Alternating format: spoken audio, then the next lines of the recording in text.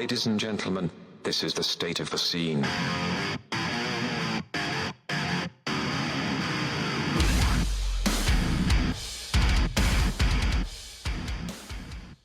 Yo, what the fuck is up, Warped Tour? The state of the scene at SOTS Podcast on all social media. Sam here with Marcos. What the fuck is up, Marcos? It's fucking February, which feels gross. Why? 2025, man. This isn't a real month or year. I don't know about you, but I'm personally looking to get through the next 4 years as quickly as humanly possible. Really? So, Okay, well. Bro, I wish it was March already, if I'm being real. March 2030? Yeah, that's precisely All right, correct. damn. 2028, actually. But yeah, you get the idea. 2020. Wait, is Well, that for you? 20, we're both wrong. 2029? 2029. Damn, impressive. Bro, it's too early on a Saturday to be doing math. It is. Yeah, it's like 4 p.m. Talk to me at 6. Before we get into all the fun music in the alternative space, Marcos, lots happened this week, obviously. Bring Me the Horizon covered Oasis. Apparently, Ahren Stringer's out of the Amity Affliction. Warped Tour's dropping like 3 bands a day, and the most like least exciting shit I've ever seen happen in the humanity of fucking festival announcements. We'll get into it. The phrasing of that is so much more exciting than the actual, like, dropping 3 bands a day sounds like bands are exiting Warped just left and right. Could you imagine? Could you fucking imagine? That's how it used to be, actually. It is. Like, you forget the good old days where, like, every week somebody would have to fall off Warped Tour for some sort of reason. It was like the ritual, right? Mm-hmm. Like, one band always had to fall It off. was like Under Oath broke up. They're gone. Right. They're not on Warped Tour Someone's anymore. van broke down. They can't make, like, the next 2 weeks. Motion City Soundtrack got into a fight with NoFX. They're off Warped Tour. Before we get into all of that, Marcos, have you heard of the show The Pit on HBO? No. I need to talk to everybody about the show. It's fucking incredible. So, I don't know. Are you into, like, medical dramas at all?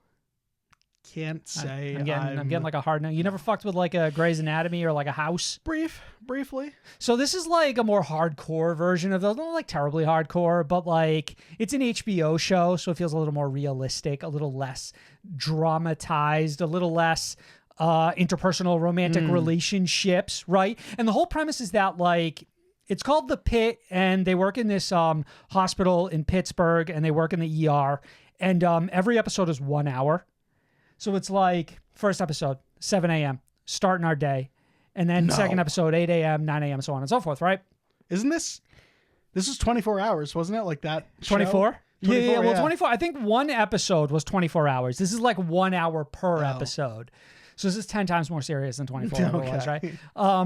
And the whole premise is that like you're just following around all of these like ER doctors as like different people sort of flood in with like new problems. It's like, oh, this guy got fucking electrocuted. It's like, all right, get him over to fucking room 6 and we'll check his vitals and like all this other shit. And then this guy forgot to fucking take his medicine and it's like, oh fuck, is he all right? Yeah, he seems all right. Oh fuck, he coded. And it's like it's 7:15. It's like 7:20. They brought this guy and he's got like a bite out of his leg. And it's like, what the fuck happened? It's like it was a giraffe. And they're like, oh goddamn, did he hit a major artery? I think we hit a major artery. There's like blood squirting, right? And they keep like pivoting from one doctor to another doctor. And how many doctors they got? At least 20 or 30. And the fucking waiting room's still full. Like that's not even, it's like 700 fucking people dealing with some bullshit, right? This guy's got a heart attack. This guy's fucking, his toe feels weird. It's like just never ending fucking people just flowing in and in. And it's really compelling, right? Like it's just like, it's really frenetic. It's very fast. No, one of the main actors from ER, but I never fucking watched ER, so I can't really speak to it. And then everybody else, like I've never seen in anyone and like in anything ever, period. But they're all like good actors, you know what I mean? You're doing a decently okay job. Am I selling you on it? It's really okay. exciting. If it does anything, what it will do the most for you is give you perspective on like the worst day of your job. Like they get to 7:30, I'm like, I would have quit 3 times. Like I can't handle this shit. Like I can't. This amount of stress I would never welcome into my life. Okay. I can see that. You feel me? I can see that. What my life is... there's a reason both you and I are not ER doctors already. That's precisely we kind of had a gut feeling. Because we're dumb. I've also been playing Mass Effect 2. Okay. You fuck with this at all? You ever played the Mass Effect games? I've never played the Mass Effect games. So Closest I ever came was Andromeda. I remember like watching the videos leading up to that, being You just like, needed to know for it. Mm-hmm. And then that game came out and it was a fucking disaster. But it's funny that the closest I ever got was like by far the worst game of them. Yeah, but like there's some sort of intrigue. Like when a game comes out and everybody says like it's terrible, you're like, I'll see for myself. Always. I'll decide how bad this is, right? It's the same with like albums. It's like, oh, I'll be the judge of how awful this is. It's like opposite ends of the spectrum. It's like if you say this is the greatest album of all time, I got to listen to it. You say this is the worst album of all time, also got to listen to it. I gotta really listen to it. So I bought the, I think it's called like the Legendary Edition, which has like Mass Effect 1, 2, and 3. And I had played the first one like 15 years ago when it came out. Damn, boy. And I like ripped through that one real quick just to kind of like refresh my memory because I didn't remember like fuck all that happened in the story. And I just like stuck to like the main like story missions and stuff like that. And I just finished it real quick. It took me like 15 hours or something like that. And now I'm like 20 hours into the second one and it's fucking incredible. Like for a PS3 game, like it looks really good. You playing it on the PS5 though? Yeah. Like there you have it. Like, yeah, like it's up-res. It's like HD now. Like it looks really good. But that's been a lot of fun. And then third thing I want to talk about real quick is following up on last week. So I did go get my suit fitted for my wedding, right? Mm-hmm. I don't know what's going on at I went to Indochino, right? And it was inside of a Nordstrom, inside of a mall. Mr. Indochino. Yeah, that's right. And I get there and we're like, hey, we're here for my appointment. It's like 5:00. And I was talking to who I thought was like some random customer service guy in the Indochino. But it turned out to be the guy who was like gonna do my suit fitting. I don't know about you, but like there are certain professions where I kind of expect you to put in like half an effort. You know what I mean? Like at least you're wearing khakis and a button up. Like I get there, my guy's got like he's got like a parka on, a beanie, jeans, New Balances. I'm like, bro, are you lost? Those are the kind of fashionistas. The like, are you fashionistas supposed to you be would at have to GameStop trust right now? No, you're wrong. Like you want them to look a little like who put you together, you know? Like No. You don't get to say like I'm so far beyond fashion that I've like surpassed. You're an enigma, of course. I need you dressed at least on the level of the guys working the T-Mobile, right? You're at least wearing like some black slacks and like a tucked in button up, right? You give that much of a shit. I can't have you there on your phone and like you're fucking like you have face tattoos and stuff. Like there are some professions where it's like I need a guy who's a little serious, not like all right, my dude, to me it sounds like you're judging a book by the cover, Sam. He was a nice guy, right? Yeah, he was a nice guy. And I bet your suit was nice and fitted when it was all said and done. Did I look good in it? Yes, absolutely. Like he made me look good in my suit. I'm not saying he was unqualified. I'm saying he was underdressed. If I'm going to go to a suit fit, I almost want a guy in a suit when I go to a suit fitting. You know what I mean? Nah, you don't want a guy in the suit. Yeah. Like he knows what he's talking about. Look at how good he looks in a suit. He knows what's up, right? He's so far past suits that he can't even be bothered anymore. I don't need a guy looking good in a graphic tee fitting me for my suit. I need a guy in a suit who looks good in a suit. And then I've got a little more faith in what's going to happen here today. You know what I mean? No, this is like saying the guy who dresses me up. Bro, a graphic tee? The guy who dresses me up in like, you know, you're a basketball player, you're in the NFL. Sure. The guy dressing you up's not dressed up in the fucking uniform too. It's not his wedding, Sam. But they do make like the coaches dress like in suits on the sideline. So like there is an air of professionalism that is required, right? Not even marginally where I was going with that. You got anything going on this week? Really don't. God damn it, My Marcus. life sucks. God damn it, Marcus. Every link you need can be found in the description of this episode, including our playlist updated weekly with every song you hear on the show and more. Socials, merch store, Discord, and Patreon also linked in the description of this episode. Marcus, all patrons will receive access to our deluxe episode feed this week.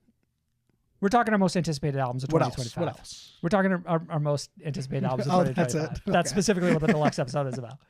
If you want to riff on some other bullshit, like you're more than welcome. So but that's the plan. Pull the curtain back a little bit. Yeah. Behind the scenes. We haven't recorded that one yet. We're going to do it after this episode. Yeah. Sam, I got some fucking picks. Oh. That are so left field. You're bragging about your picks now. My picks are better than your picks. My picks, I think, are a little basic, but I have like some strong thoughts about them. You know what I mean? You better. If they're basic, you better. Patron tier start as low as just $3 a month. Patreon.com/SOTS podcast. Link for that in the description of this episode as well, Marcus. Let's get into the news. The news. Ahren Stringer seems to confirm that he will not be a part of the Amity Affliction's upcoming shows and may be out of the band entirely. After responding to a fan on Facebook alluding to the fact that it wasn't his decision to no longer be a part of the band, he shared the following on Instagram. Quote, "Hi, everyone. As you who follow me know, I am not touring with a band I started, the Amity Affliction." There's a little bit What is all of this? There's Why a is it little so bit cryptic? of salt early on, right? No, it's so cryptic. As you who follow me know, like, what do you... And then it's like the band I started, and it's a lowercase t for the Amity Affliction. The band I started, though, is a little salt. Sure. He goes on, "I asked the band to advertise to y'all that I ain't gonna be there. Apologies to everyone that was not communicated by the band. Just wanted to let you know if you're expecting to see me, I won't be there. Nothing but love, X." Marcos, thoughts? I mean, this is a lot of information that it feels like we already had. That is just really the final nail in the coffin as far as like a reconfirmation of it all. Like, yeah, Ahren Stringer was removed from the band, and So they sent that's him home. looking pretty permanent. They sent him home last During year. a tour last year. During the anniversary tour for Let the Ocean Take Me, right? And they said it was so he could better care for his mental health, right? Sure. But now it seems like we've gone like one step further. Like now we're also saying like, yeah, I don't know if he's ever coming back. Is the impression we're getting? The Amity Affliction is deadly silent on this. Deadly silent. Deadly silent on this. I'm still a little bit, I don't know. I think that Ahren is by far my favorite part of this band in 2025, right? Sure. Or 2024. The last time he was prominently featured in this band. Yeah. And I mean, they haven't put out any music Amity without him Affliction yet. without Ahren Stringer is not something that particularly calls to me by any means. Mm-hmm. So, you know, on one hand, it's like, okay, I think Aaron's definitely got maybe something going on, and that's got to get sorted. And then with the Amity Affliction, it's like, well, I also don't think I particularly care about you if this is going to be moving forward, just Joel. So, some mirrored thoughts in comments, Marcos, from our followers on Twitter.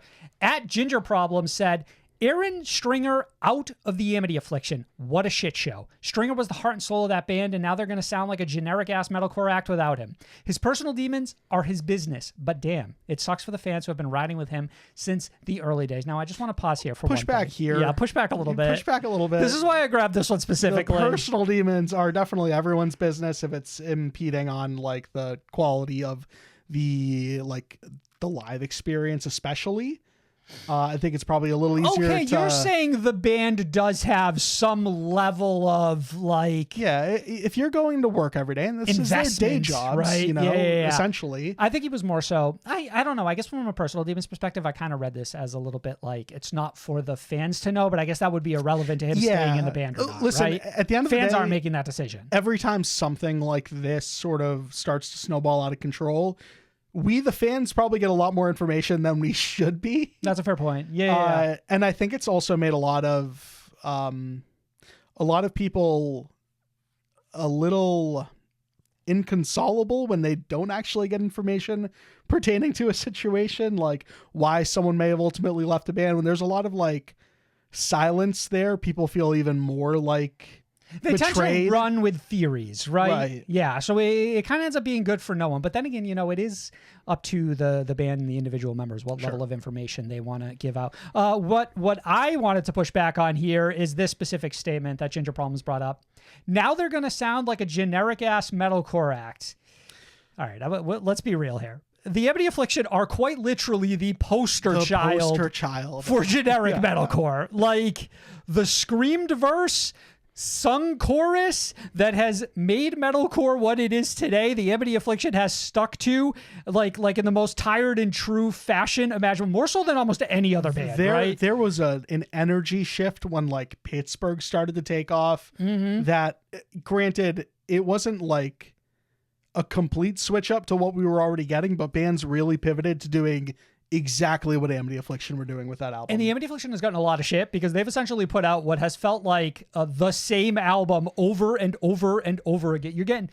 You're going to scream that verse, you're going to sing that chorus, and every once in a while there's going to be a whoa for everybody else to like chime in, right? That's the Amity Affliction formula.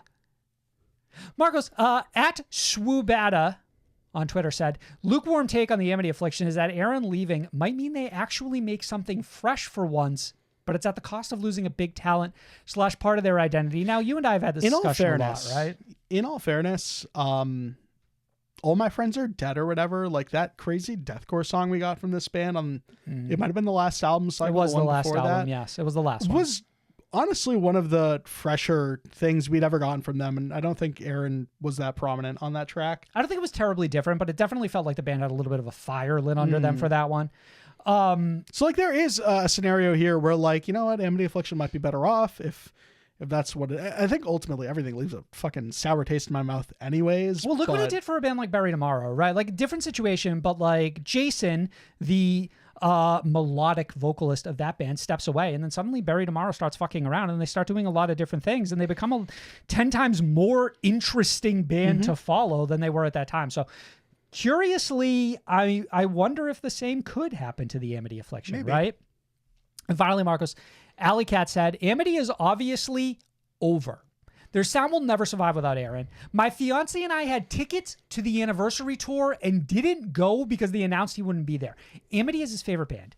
And Let the Ocean Take Me is his favorite album of all time. We took the L on the tickets. Marcus, does that feel a bit harsh? That's a little drastic in my Who was support on that tour? There were probably some pretty good bands to catch that day, right?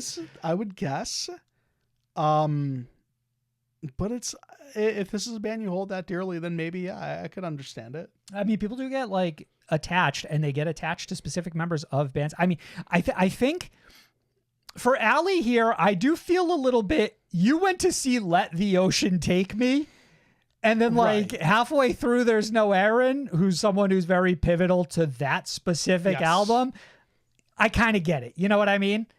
At the time, that though, said, you already had the tickets. Yeah. They stuck to their guns on this one. Marcus, one little additional aspect of the story that I wanted to add in is that seemingly Ahren has a new project in the works with X Volumes vocalist Gus Farias. You make anything of that? Do you make anything of that at all? It's an interesting pairing. I don't know if it's a pairing that I've been like begging for. Well, like dreaming of. You know when like Ratatouille, Remy shows his brother that like eating cheese and like a grape at the same time, like has like a fucking the chemistry in your brain, like the black screen, the flavor combo, the fireworks and all that. Right. I don't quite get that when I see those two names in a potential project together. Right. The sparks aren't going off for you here. Understandable. But it's interesting. Getting Gus back into a heavier band too might be something worth checking out. I don't know. It's all very bizarre. Gus was a lot of fun as the fucking frontman for Volumes. He was. I was sad to see him go. Marco, SeeYouSpaceCowboy are likely finished. After receiving blowback from their announcement they'd be supporting Dance Gavin Dance on their upcoming headlining tour alongside the home team and Dwellings, vocalist Connie Sarbosa has since continuously posted on Instagram implying her time with the band is done. Additionally, the band has since been replaced by Belmont on the previously mentioned Dance Gavin Dance headlining tour and by Ocean Grove on the Devil Wears Prada's upcoming European headlining tour. SeeYouSpaceCowboy are yet to make an official statement, but that's two tours they dropped out of and a vocalist that they seemingly no longer have, who I would argue maybe more so than Ahren is critical to the sound of this band and who they are. Connie is the face of this band. Different to Amity Affliction, like that is, I close my eyes and that's Joel and Ahren. Here it is Connie. The face, the voice, the personality, all of it. Fresh off of one of our favorite albums of last year. You know, we didn't end up putting it in our top 10, but like it was just outside of that for me. It's an album I really liked. SeeYouSpaceCowboy were all over the awards stuff, like as far as nominated for certain things. And ultimately, I don't know, I end up fucking walking away heartbroken from this situation. Yeah, it's like, I understand people pushing back on bands supporting acts in this scene who have ostensibly tarnished their names, right? It's understandable. Obviously, I don't think the outcome that really any of us are looking for is what's been happening recently, which is like we had the Oceano breakup and now they're finished. And now we seemingly have like the SeeYouSpaceCowboy breakup and they're finished. And, you know, people upset Oceano were going to support Attila, who simply replaced Oceano and continued business as usual. And Dance Gavin Dance are also replacing SeeYouSpaceCowboy and continuing with business as usual. So, like, I don't know that our current method of attack is really working ultimately for what we want. Now, maybe some people do feel satisfied with this outcome ultimately. Like, yeah, I'd actually rather see you break up than support that band. But I guess it still kind of leaves a bad taste in my mouth because I feel that this scene continues to be extremely selective when they want to dig their feet in the sand on certain bands touring with other acts who are canceled or whose name is tarnished for whatever reason, right? And whether they should be supported or talked about at all in the scene anymore, while others seem to get off completely scot-free. You know, when we talked about the whole Oceano situation in a deluxe last year, we went back and looked at some of Attila's other tours prior to that and just read off all the names that I don't see anyone seem to bring up in any nature about whether they should still be allowed in the scene, whether they should have any coverage, whether they've betrayed all of their fans. So this level of like being selective and then also like the net results of how this continues to end is really kind of shitty. Overall, I do understand people's reaction, right? Yeah. And it also makes me slightly baffled that we continue to see sort of bands make these same choices over and over again, in spite of you thinking them having a pretty general understanding of how their audience is going to react. So I do kind of circle back and I wonder if like, do I still just not understand how like cutthroat this business is, where like you're in a situation where it's like either you take this tour or bust, or you take this tour because you want future opportunities that this will offer you by not saying no. Like, I don't know exactly how this business works, but it seems to keep happening, and bands are definitely aware of what the outcome is going to be, because we've had the pushback from fan bases over and over and over again play out in front of us. So it's not like you don't know how this is going to go, right? Yeah, I'm very passionate you're doing about well. this subject because it's fucking nuts at this moment. Like I really didn't think we'd be starting this year off seeing the end of SeeYouSpaceCowboy, someone who I think kind of had a banner year last year and was set up to have potentially an even bigger year this year, you know?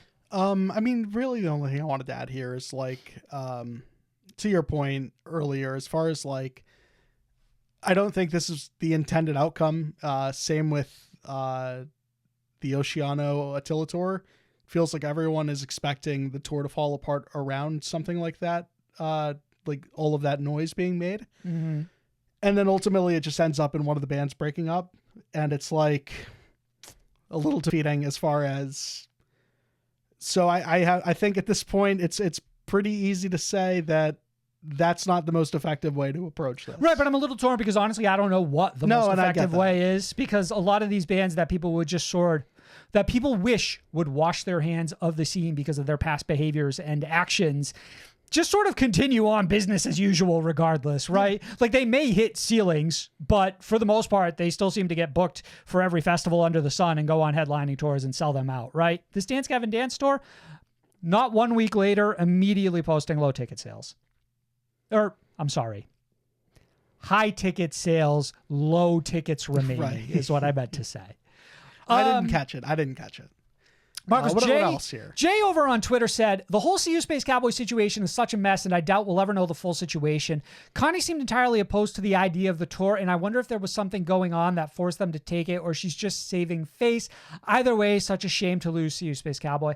Some of the earlier things that Connie was posting alongside the tour announcement was that she felt like her voice wasn't being heard when she was speaking up about a lot of things to the band. So, I mean, this is probably a situation that is infinitely more complicated than we yet have insight to. So it's not like I'm saying, hey, thanks fans for breaking up SeeYouSpaceCowboy, but like, there's probably multiple factors here. It's just a shame that like the net outcome of the whole situation is that we just lost what I think most people would sit here and say was one of the good ones. You know what I mean? A band we've had the pleasure of watching flourish for like 5 or 6 years now. Mm-hmm. Marcus, Linkin Park's The Emptiness Machine spends 20 straight weeks at number 1 on the Billboard Hot Hard Rock Songs chart. You see anyone knocking them off? Anyone? Can Linkin Park right even now, be defeated? No, and that's the best feeling about this is that, like, man, this is the reason they came back. To right, there reclaim dominance in the rock scene? Like, there was unfinished business, one of the biggest hard rock bands of all time. Yeah. And, like, plenty of gas left in the tank. I think it's very evident that you and I here are massive fans of The Emptiness Machine. Yeah. We both really enjoyed that new record. From Zero. And then additionally, band also released some a cappella versions too. Yeah, I haven't checked those out yet. Have you? I checked out specifically the one that I think Emily, like the song that Emily sounds strongest in. The ballad, I forget the name. Good Things Go? Good Things. No. The Over Each Other? Over Each Other. Yeah. And yeah, no, incredible performance there. Like truly, like once you actually pull away some of the other layers and get to actually breathe that performance in, all the more impressive. I don't know about you, but like my backlog has gotten insane already, and it's just like the first day of February. It's a little like intense. I'm just adding that to a list of like 10 other albums that I've got in the back of my mind as need to listen to when I have the opportunity. You and I are like we're a safe bet for about 2 reviews a week. Sometimes we'll go crazy. We'll do 3, 4. Extremely rarely we might do a 5. And there's like 10 albums dropping every week. Yeah. That have some interest. Great for us. Great if you're a fan of the Everyone's alternative music scene. Yeah. But I'm a little stuffed already, right? Does part of you think that The Emptiness Machine could post like all-time numbers? Do you think it could hang long enough where suddenly we're talking about like 40 straight weeks, 50 straight weeks? You think it has a chance? I guess so. I think so. What was the last song to really do this? Was it like Just Pretend by Bad Omens? Just Pretend was definitely in the conversation. Yeah. I think truthfully, it was probably Popular Monster by Falling in Reverse, which I think had like a banner like nonstop.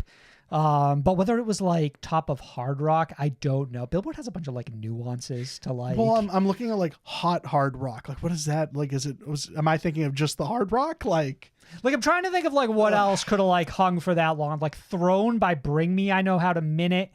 There are a lot of bands that you and I, sort of cover that tend to do well. Song somewhere out there. I'm talking like guys like Breaking Benjamin and Seether who tend to perform really well on these charts, even though you and I may not take notice of it. Mm-hmm. Shinedown just dropped a couple new songs, so they'd be a band who I think have the potential to go up there and try and knock Linkin Park from the top spot. I think the new 3 Days Grace song actually did knock Linkin Park off the top of another chart, Mayday. So like there's potential out there from some other rock bands. Slaughter to Prevail vocalist Alex Terrible confirms upcoming collaboration with Babymetal. In a new IG post, Alex says the bands will be filming a music video for the track soon. Alexi over on Twitter said, genuinely excited for the Babymetal cross Slaughter to Prevail collab. Babymetal seemed to elevate their co-performers quite a bit. Kingslayer was the biggest hit from Posthuman. They did that one with Bring Me the Horizon. And Ratatata is the best of Electric Callboy's recent works, IMO. And I hope this trend continues. And also, the song recently with Bloodywood was really good as well. Back Off, which is on the new album. We'll talk about that later when we get to new music.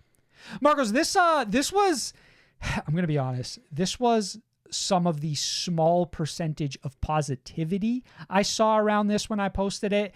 And most people they allege Slaughter to Prevail to be Nazis, and they are not happy with this collaboration whatsoever.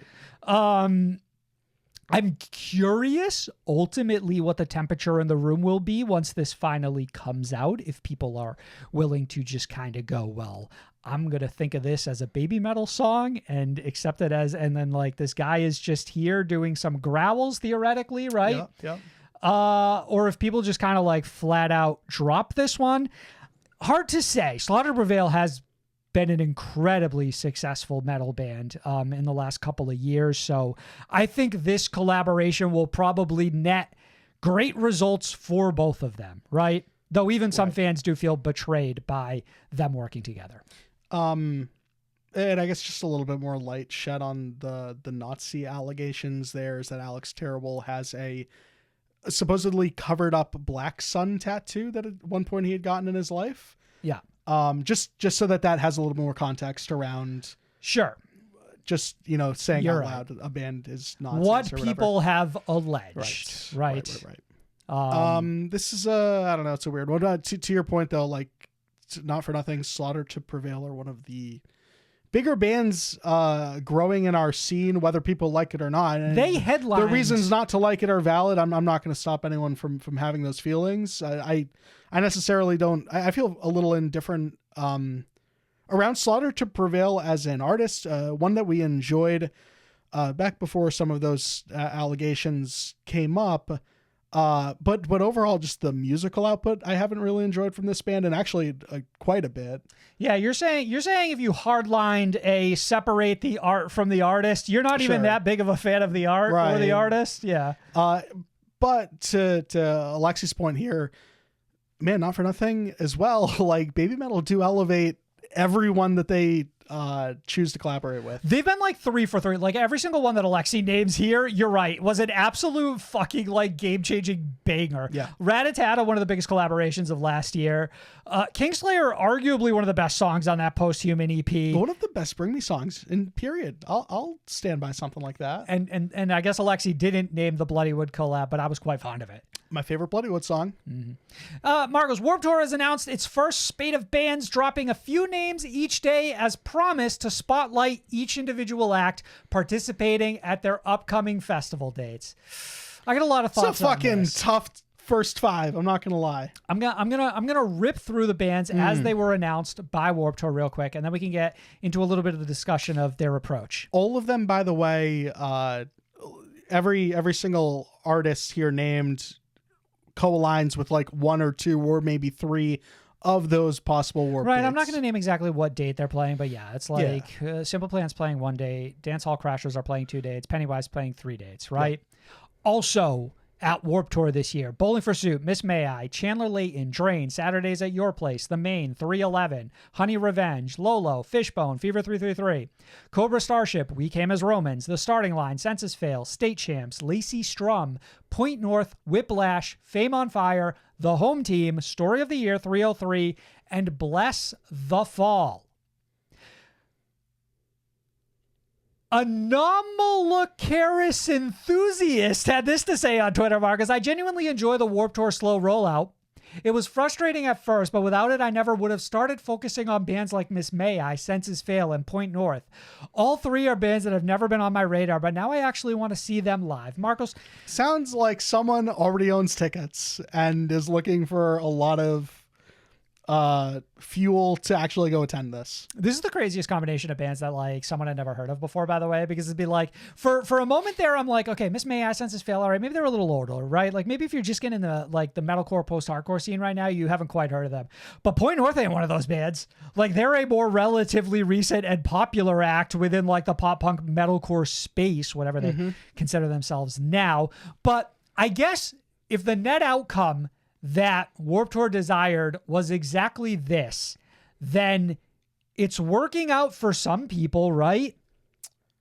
Yes. For me, it's driving me fucking insane. It's driving me out of my fucking mind. Because it's like, all right, Warped Tour is like, first announcement, everybody, I hope you're seated right now. Guess who's playing Warped Tour this year? Simple Plan. Like, fucking, of course they are. I could have seen Simple Plan play some shows last year. What the fuck else would Simple Plan be doing? Like, obviously they're going to they've got nothing else going on. So no kidding. This first announcement was like, hey, let's get this one out of the way. It's everyone you expected in someone like Pennywise, Bowling for Soup. These are absolute staples of that establishment. You could argue Miss May Eye's even one of those, right? Sure. Like they probably were on that tour every other year for at least a decade. Chandler Layton, Dancehall Crashers, are these artists we should be familiar with that we knew? No. That's Warped Tour's point, right? That's Warped Tour's point. It's like, hey, we also got some names you never heard of. Go check them out. Sure. But it's like this drip feed makes it so that like occasionally it's exciting, but for the most part it's like, of course the main is there. Of course Cobra Starship is there. Yeah. Oh, Senses Fail? We Came as Romans. The fucking state champ, like the staples of a Warped Tour. It's like, am I meant to get excited for all of these? I guess not, but that's also partially why I wish I didn't have to get one of them every 3 hours across 30 days. Like, it's the most fucking infuriating rollout I've ever experienced. It's also interesting too in that there's not like a steady incline in, hey, this is like the more popular bands towards so like I'm looking at this and I'm like, okay, well, let's say every announcement is similar in hype to this one. What the fuck is Warped Tour? Like, this isn't a festival that's going to compete with anything that's going right now. So far, and again, it's hard I'm very adamantly against having like your Louder Than Your Life and your fucking Incarceration and your whatever, all of these having the same headliners. But at some point too, you really need like something to really draw the fans in, and I'm not seeing it yet. And that's, you know, with all due respect to a lot of these artists, like the coolest one I'm seeing here is like Cobra Starship. Like, okay, that's a band that I guess is like back. And then I see a lot of bands with fucking threes. Like we got 311, we got 303, we got Fever 333, and those are all good bands. Possibly the most times 3 has shown up on a Warped Tour festival ever. But like these aren't moving the needle for me to like. I'm not seeing headliners that I really need to go shell out money to get. And I guess maybe Warped is all sold out or something, so they don't really need to. So maybe the approach has already been like. There's layers here. There's layers here, right? So it's like part of it is like, okay, so like a couple of these fucking festival dates, if not all 3 of them, are already sold out. So it's like, who are you convincing at this point? No one, I suppose, right? Like, it seems like people already bought their tickets, or they're just like slowly learning what bands may be at their date, but they're also learning what bands won't be there. It's like Fame on Fire. You got to check these guys out. They're really sick. And I'm like, okay, let me go check out. Okay. Oh, they're not playing my date. Right. Okay. So do I not care? Exactly. Like, should I just not give a fuck? Like, what's the point of this? Like, where are we going? It's like I wish you would just announced all of. Part of me feels like you do this maybe because you don't really have any heat, so you just sell off the back of the name of the brand, and you're like, trust me, which I guess is exactly what they did. Right, and here's to be fair, so does every other festival. Drip feed of everyone that's playing, and that's like what's going to get you by, but.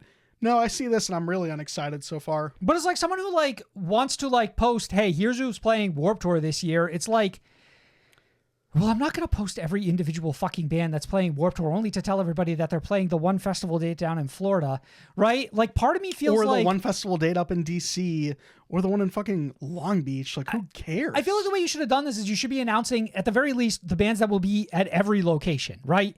Like, here are the bands who are playing Warped Tour, right? Yep. And then here's what is going to be unique to you. So, and if you could scroll a little bit. So I'm seeing like maybe 1 per announcement, 2 at most that's playing every single date. It's so scattered. And that's really disappointing too. It's so scattered. But then again, at this point, Warped Tour's already said, you bought tickets, so deal with whatever the fuck ends up being at your date anyways, right? And if you want to check them out, go do that. One like slightly interesting thing that they've done is they've had everybody film like their own like mini TikTok to announce that they're going to be playing Warped Tour, which I guess is a like cute way of rolling out these announcements that I don't hate. I just feel like we could have done it all at once, right? Like everybody could announce to their fan base that they're playing with their like cute little video, because I'm not like super excited to see Story of the Year like fucking roll out of the garage with like their kit and be like, oh, fuck, Kevin Lyman's on the phone. Put it on speaker. Right. Right? It's like, okay, cool. He wants us to play Florida, but he said we're not allowed to show up at D.C. There were more thoughts.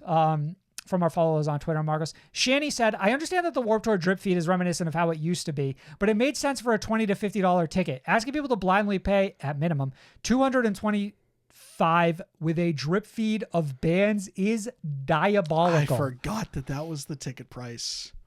Whew. Which, to be fair, Warped Tour kind of came out and they were like, hey, maybe their general admission was like, hey, it's like $80, right? But it's like, you're a fucking loser at the $80 tier. So, like, if that's what you want, by all means, stand at the back of the line. And, obviously all of this VIP access and all the other bullshit that they offer is like a premium, and they're selling that without letting you know what the lineup is. Yeah. Sir Doom said, the Warped Tour lineup drip feed and that model in general is so antiquated now, especially with the new Warped Tour format and state of the market. Festivals are doing this more and more where they're dropping $1, $2, $3, $400 tickets before the lineup is even said. I do feel kind of gross about that. I was like, let us know who's playing and then we'll decide. I mean, before the lineup is even said, and I'll take it a step further, it's probably before the lineup is even fucking 99% You feel like set. it's not even locked in, right? Yeah, of course not. People are still getting phone calls to play Right. Warped Tour. We're still fucking shaking hands and making deals with managers and shit, trying to decide like what a reasonable price is to play this one Warped Tour date or all three of them or so on and so forth. But the truth of the matter is, Marcus, is that at the end of the day, it's like we've all lost our fucking patience for this kind of shit. Like we can't do this fucking. I'm not glued to the fucking Instagram page for Vans Warped Tour to find out that like fucking Drain is going to be playing right now, right? Like with all due respect to Drain. Drop all these fucking names together. I think you're allowed to do this if everything has taken place within like the past week. Like you announce Warped Tour is back. You've already put tickets on sale and you're saying starting tomorrow, 5 new fucking bands announced today. Like you can do all that if that's your timeline. But this whole thing where like Warped Tour comes back 4 or 5 months ago, also tickets are on sale now. And in 4 or 5 months, we're going to tell you who's playing it. Also, not all at once. Also, not at all tours, not at all dates. That's the sin being committed here. Also, the comment before this was saying reminiscent of the drip feed before of how it used to be.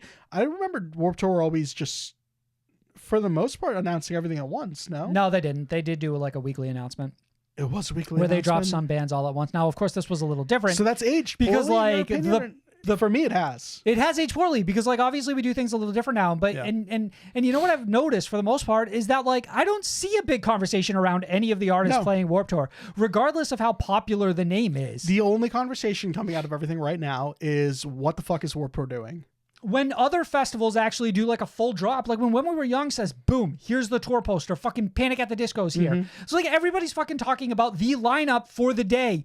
Now, nobody's fucking talking about the fact that 303 is playing Warped Tour. Yeah. Because like a vast majority of these bands are not really surprising. Across the board, all of these festivals generally tend to have the same acts, right? So I don't know that I've really seen anything unique yet from them. And I don't think it's really inspiring me to go check out any of these individual names. No. Overall, I don't think this style of dropping each individual act really works. It's just kind of annoying, to be honest with you. Marcus, just a couple more things here. Original vocalist Cody Jamieson has returned to front Until I Wake, replacing July Cypher per a new interview with Revolver.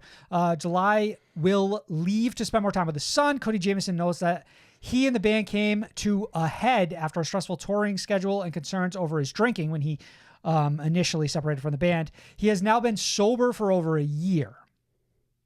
I don't know what this band next move is. They obviously dropped a brand new album in December. What will be their one and only, theoretically, with July Cypher. Well, so they did like a joint interview, Cody and July, and it was a little fascinating. And something that they shed some light on is like how open these two specifically are with working with each other in the future. And like something that you didn't exactly touch on here was that like they did like a weird passing of the torch again live thing where passing like the mic, yeah. They both just played with the band together on stage and they didn't rehearse it or anything. They just went in with each other and I didn't realize this was like foreshadowed already before this was announced.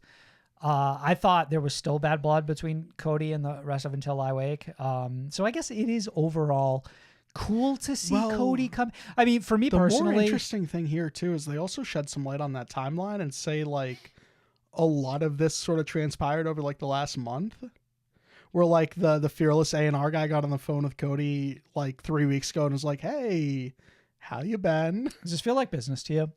I think if you look at the numbers that they were putting up with July versus what they were doing when Cody was a part of this band and they had just signed to Fearless, like also they were you don't put a fucking album out in popular. December.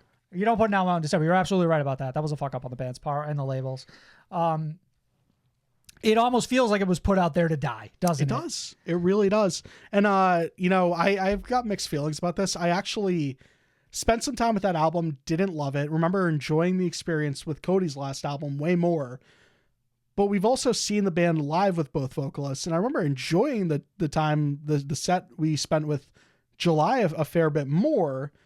So, like, there's a couple of things here where it's like, I don't know what I value more in that instance, right? So interesting. It is very curious. You don't see this often. And the band also talked about like how they wouldn't mind having both vocalists in this band down the line, like when July gets like things sorted with his kid. I think that would have been really neat, actually, if ultimately it was the choice they made. They mentioned 3 Days Grace doing the 2X thing in the interview. They did? So really? Funny, yeah. Until I Wait 2X would be the funniest fucking thing a band could do. Sum 41 have played their final headliner show ever, Marcus, completing a year-long farewell tour. Honestly, yeah, this came and went, and I feel less strongly about it than I thought I was going to when I saw like all of these initial farewell dates announced. Like I was looking at them like, your hot take right now is you don't give a shit that Sum 41 is done? No. I was looking at this and I'm like, I'm not the biggest Sum 41 fan. This is like 7-8 months ago, whatever, a year ago even. And it's like, man, I could really talk myself into getting enough into this band to the point where like we buy tickets for that final fucking show in Toronto. Like really, like I want to see this band go out on a Chariot of Flames or whatever. And then like I see like a video of them like bowing out and I'm like, all right, see you guys later. It'll be 5 years. Yeah, you're kind of reading the tea leaves here and saying you just don't trust any band really being finished anymore with the amount of reunions we've seen in the last 5 years. It never feels final. It never does feel final. No.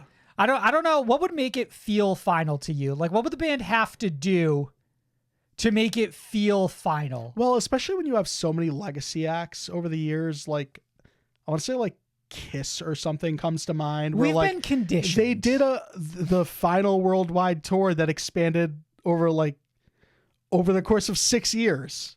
I'm feeling the same way about Yumi at 6, right? Who I think is finishing up like one of their final tours like right now. And I'm thinking to myself, okay, one of those albums is going to hit 20 years, like by like 2027. And it's going to be like cryptic messages and people being like, are the Six back? There's an older song that'll finally do well on TikTok. You're exactly right. Every band.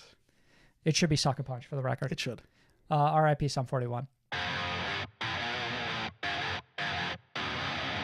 The Spotlight. Every week, we, alongside our listeners, will help shine some light on smaller bands within the scene. Marcos, this week in the Spotlight, Positive Metalhead over on Patreon recommends Trauma Bonds and their new song, We Become Nothing.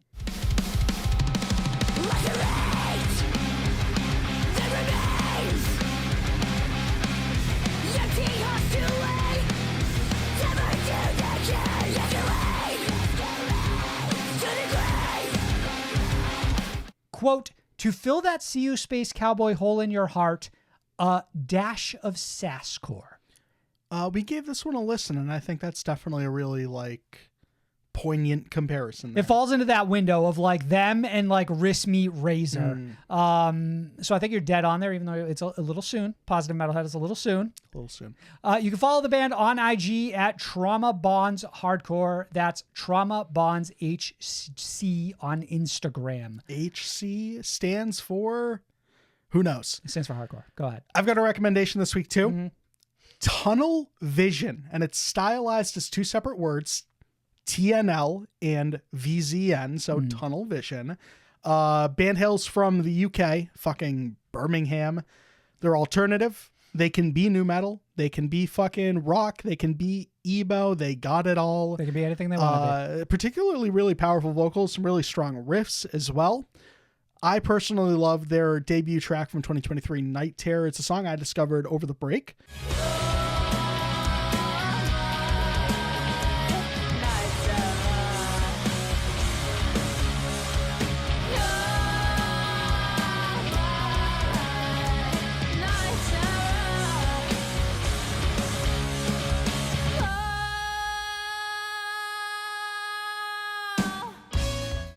when I also saw that they released an EP called Wandering Eye Still Hands. So, sort of started paying a little bit of attention to this band, and I'm glad I did. Again, Tunnel Vision, you can find them on Twitter, Instagram at Tunnel Vision UK, TNL VZN UK. So a lot of letters, but it's in there. Data discourse this week. Should bands mix music and politics? Marcos. No. I don't even know. I just gut reaction immediately. Marcus, this is twofold. One Twitter user posted, Paleface Swiss releasing a song shitting on their homophobic / toxic masculinity bullshit sprouting fans and saying that they won't even want support from people like that might be my favorite music related thing of 2025 so far, to be honest. That's a good one. This is a good one for sure. The quote tweet. I hate it when metal bands get this political. Like, y'all make music for the masses to consume. You can't dictate who listens to it. Politics is only there to divide people. Before I get into some of the thoughts from our fans, Marcos, did you have any feedback on this topic? Why are vaccinated people listening to our metalcore? Stupid, bro. Nick Fulham had something to say. Yeah, Nick Fulham over on Patreon said, not sure if this is a hot take, but I'm usually willing to give metal bands, or any genre of band for that matter, the benefit of the doubt when I listen to their music, regardless of their political views. If I can't tell from the music itself what someone's political beliefs are, it doesn't matter to me. Fuck the system. Music is going to be about whatever system I feel needs to get fucked that day when I listen to it. How many systems are there? There's many. If someone is screaming about how they're caught in the undertow, drowning in a sea of woke, though, I'm going to cringe and go listen to something else. Right. It's so funny, Marcos, because I think a lot of times when this conversation comes up, it's somebody being like... I'm going to stop you. Fuck the solar system. Okay. Yeah. The earth is flat. Yeah. So I think what's funny about this is that I feel like a lot of times when this does come up, it's somebody crying like, keep your leftist views out of my metal, right? Yeah. But it is funny that, like, alternatively, it does work the other way too. And it's so funny to me how quickly everyone is like, yeah, but also I don't want to hear you say you hate, like, the sea and that it's woke, or like fucking air traffic controllers are woke, or whatever bullshit. So it's funny how, like, people do hardline that, like, well, actually, I would do wish you'd keep politics out when you're a fucking idiot. I'm tired of this DEIF core, okay? Precisely. Because, like, the ultimately you do kind of have to take it both ways, right? It's like, in order to get a band like Paleface Swiss to be like, fuck your stupid views, you fascist, you also end up with somebody like Tom McDonald being like, yo, DT is back for more years. Fuck the woke. Here's Roseanne's ass. Let's Tom go. McDonald, just outside of all the politics, one of the most deeply untalented people I've ever seen in my life. Absolutely unbearable in every aspect of anything that he does, regardless of politics, Marcos. Apollo Anu had this to say over on Twitter. If metal bands separated politics and music, we'd miss out on some insanely good music. Holy War by Thy Art Is Murder is a staple in the deathcore catalog. Thy Art Is Murder, baby. The fucking irony here is, the biggest irony here is that, like, as best we know, part of the reason that CJ is no longer with Thy Art Is Murder is for his political views. Yeah. It's unfortunate that some level of bigotry has become a political view, but it is ultimately what I think led to him getting kicked out of the band. Sure. So it's like, you both we would never have this, and also we no longer have this because of it, right? Right. Separate politics entirely? Who knows? You know what I mean? I mean, obviously, we've gotten a lot of bands who have leaned heavily into politics and have gone on to make some quite incredible music, you know? Bands like Rise Against, Green Day, like a lot of these like punk bands have leaned into it heavily. Obviously, these are the more commercial ones. And then also you get bands like Architects, who have made a lot of political views, Enter Shikari, who have, you know, stood strong on a little political views, Silent Planet. And it's like, I do kind of go to them for their perspective. Fever 333 as well, right? This is maybe one of my favorites, Marcos. Taylor had this to say over on Twitter: musicians' values are in the music they write, and said values are inherently political, whether the artist purposefully frames them as such or not. Even a partying anthem can hint at misogynistic views if, say, women are being referred to as, quote, bitches, separation equal impossible. Now, Marcos, for me, the most fascinating thing about this comment here is this idea that, like, I think of a band like Asking Alexandria and them writing a line like, you stupid fucking whore, and then they didn't. Cut 20 years later. No. Here we are. No. I want to go back 20 years. I'm seeing them in the studio, and they're like, boys, all right, it's time we make a political statement. We got something to say. You know what? Just the line to outline exactly how we feel about the current climate of politics here in the Britain, UK, greater nation of Europe. This accent is taking on a life of its own over here. It's dead on. I understand. It actually, you used to be pretty good at it. But you're saying I'm getting worse at my British accent? It's actually they said it was impossible. They said it couldn't get any worse. Right now?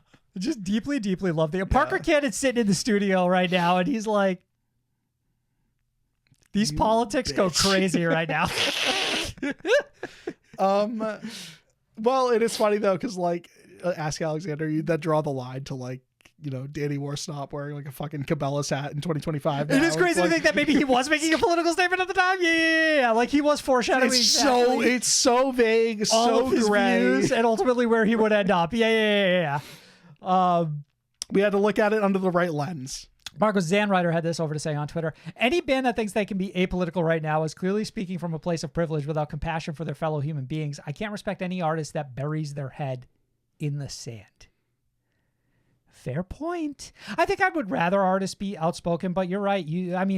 It is worth noting that you also do get some artists that end up sharing some views that end up being kind of stupid and heinous, right? Yeah. But I guess it always depends what end of the political spectrum you're on, right? Mm-hmm. Because I think for the most intents and purposes, it's always the people who are on whatever the opposite of that political spectrum is that are saying, please shut the fuck up about politics in your music. I just want to hear you sing about the undertow.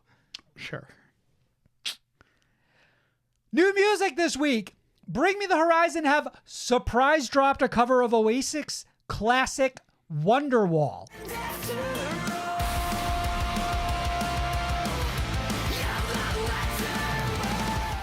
Joey had this to say over on Twitter. Wonderwall by Bring Me the Horizon has sent me into a deep state of confusion and wonder if any of this is real. Is Earth even real?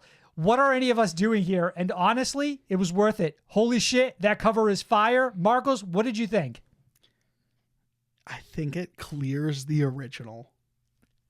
You're saying Oasis under Bring Me the Horizon all time? Right now? 2025? Absolutely. This is like that meme format. It's like Bring Me the Horizon could write Wonderwall, but Oasis could never write for Stevie Wonder's Eyes Only. Sure. I think that's entirely accurate. They could never write Kingslayer. Mm-hmm. They certainly couldn't write In the Dark, right? Mm-hmm. Like, we're just all, you know. You could have gone harder. You could have gone harder. Oasis Blues. Can't write Diamonds Are Forever is what I'm talking about right here. Blues. Oasis can't write Chelsea Smiles. You know what I mean? They can't write Blacklist. They could try, but ultimately, no, they couldn't. Marcos, Milk Drinker 87 had this to say on Twitter. I am a Bring Me the Horizon glazer. Bro, Milk Drinker. BMTH glazer. I have been for years as a 2013 emo. Ollie Sykes raised me when my parents didn't. Despite all this, the Bring Me the Horizon cover of Wonderwall was absolutely buds. Shit from a butt. The British have been on thin ice for me for years, but now I don't know where we stand. Marcus, 2013 emo is coming out strong here. Not in love with this cover. And you're hard against. You're saying no. You're wrong. Well, it's Bring Me Bodied. Bit. They lose me on the last bit. What are we talking about? The British on thin ice. Musically, what are we talking about? Artistically, never been better. Boston Manor. Go introduce yourself. Go introduce yourself to. I was gonna say Ask Alexandria. Hold on. Who else? There's a couple more. There's more than 3 British Holding bands. Absence. Name 5 British Holding bands. Absence. Architects. Fuck. This is like one of those game show games. It's like all the ones I can think to name are fucking dead. You made 6. Protest the Hero. I don't know. Protest the Hero are Canadian. Are they back? No, they are? Yeah, they're for sure fucking Canadian. Stolen Valor. Fuck, why is it suddenly so hard to think of any fucking British bands? Like, I don't know. While She Sleeps. While She Sleeps, bro. Name 100 British bands. it's possible, but it feels hard, right? It's possible, but it feels hard. Because this track was released as part of a Spotify singles collection, which also included Utopia Earthcore remix, which I actually really liked. Did you check that out? I did. Utopia is by far the best song off that album still for me. What? You've been baking this hot take for how long now? Bro. Yeah, underrated. Sure, best song on the album. You're out of your fucking mind. Best song on the album. Best song on the album. Marcus, Oasis vocalist Liam Gallagher has confirmed in multiple posts on Twitter that he approves of the cover. In one post, he says, by far quote, the most surprising thing here. I love that he came out fucking to bat for Bring Me the Horizon. Well, we don't know as they had a tour lined up, and we're going to get it in like 3 months, like Oasis going on a fucking worldwide tour, right? Because they announced like those 3 dates, right? Like they're back together now. Them, Ed Sheeran, Bring Me the Horizon. Biggest fucking worldwide British UK headliner in history. There's another British band, by the way, Ed Sheeran. He said, quote, I fucking love it. And in another statement to a user who was commenting under our post, SOTS podcast on Twitter, that Liam will be so pissed over this. He jumps in and says, quote, I'm not. It's absolutely incredible. Made my day. I'm out on my skateboard. Fuck y'all. I didn't know that is a reply to one of our tweets. Liam Gallagher underneath a fucking SOTS podcast tweet. And then, by the way, in 2025. By the way, today, Bring Me the Horizon sharing one of our memes too. Not giving us credit. Not crediting it at all. They cut our name. They posted that fucking Liam Gallagher quote later on like Instagram, and they totally cut our handle out of the whole fucking thread. They're like, nobody needs to know this was under an SOTS podcast post. But all that being said, I love the way Liam presents himself. Carries himself, if you will. But what, as a teenager?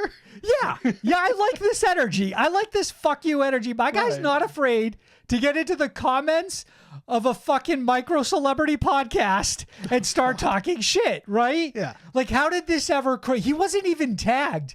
My man's out here... He wasn't even tagged. My man's out here searching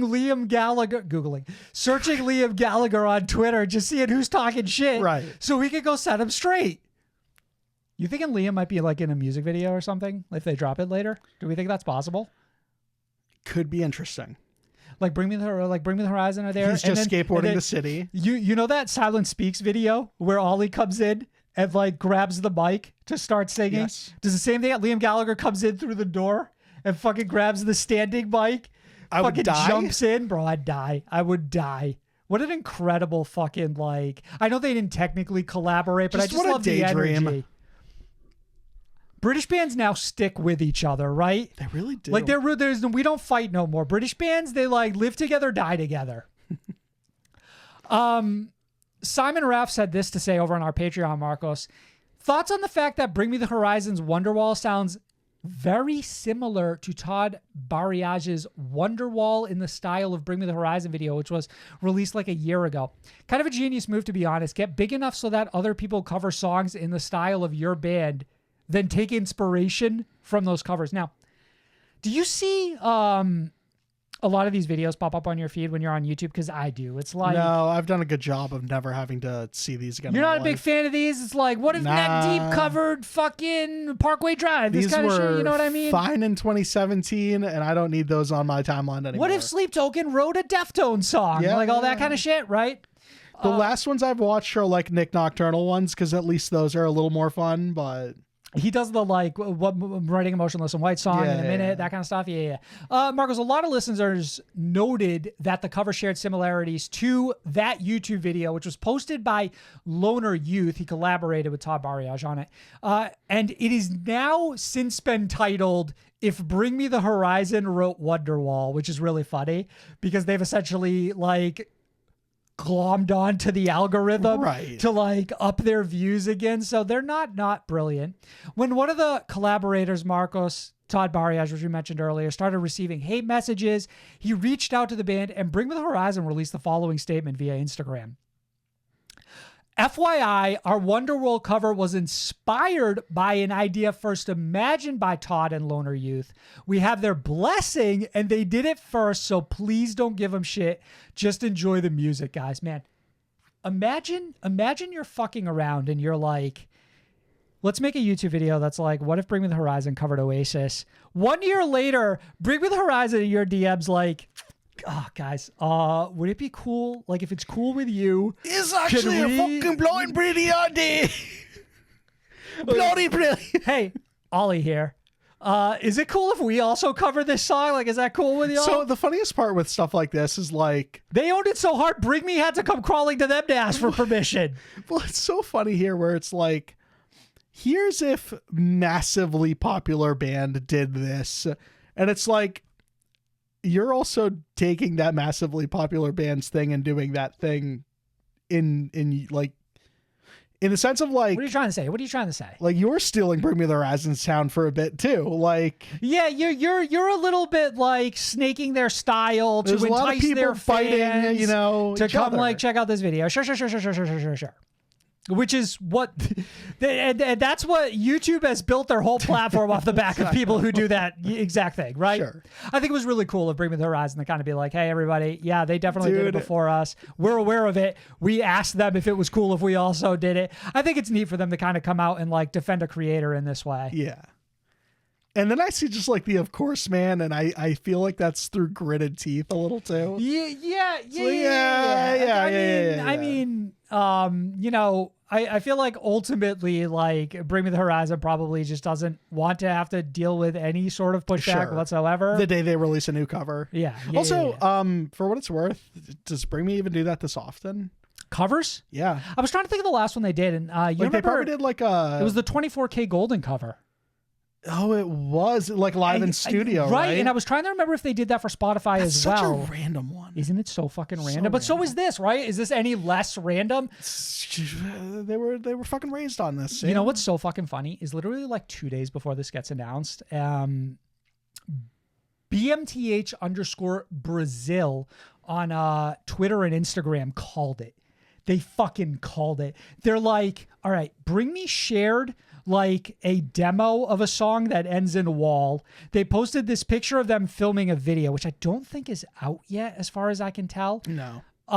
Photos of it are like Ollie in like that skeleton thing is out. Right, which they had actually posted prior to releasing this cover. And somebody like connected all the dots, specifically BMTH Brazil, and they were like, guys, I'm like pretty sure this is a Wonderwall cover, but people in the comments, you're out of your fucking when mind. those photos You're dropped, an idiot. though, There's no fucking way. it may have also been BMTH Brazil just by coincidence here, where I remember seeing those photos drop and someone like quote tweeting and being like, this has to be a fucking music video for Basement. It has to be. And like everyone expecting it to be related to one of the songs off the album. The pivot's interesting here, right? Like, I guess I really expected Bring Me the Horizon to put out another single video for Post-Human. I don't think that this is any sort of nail in the coffin of that album era yet.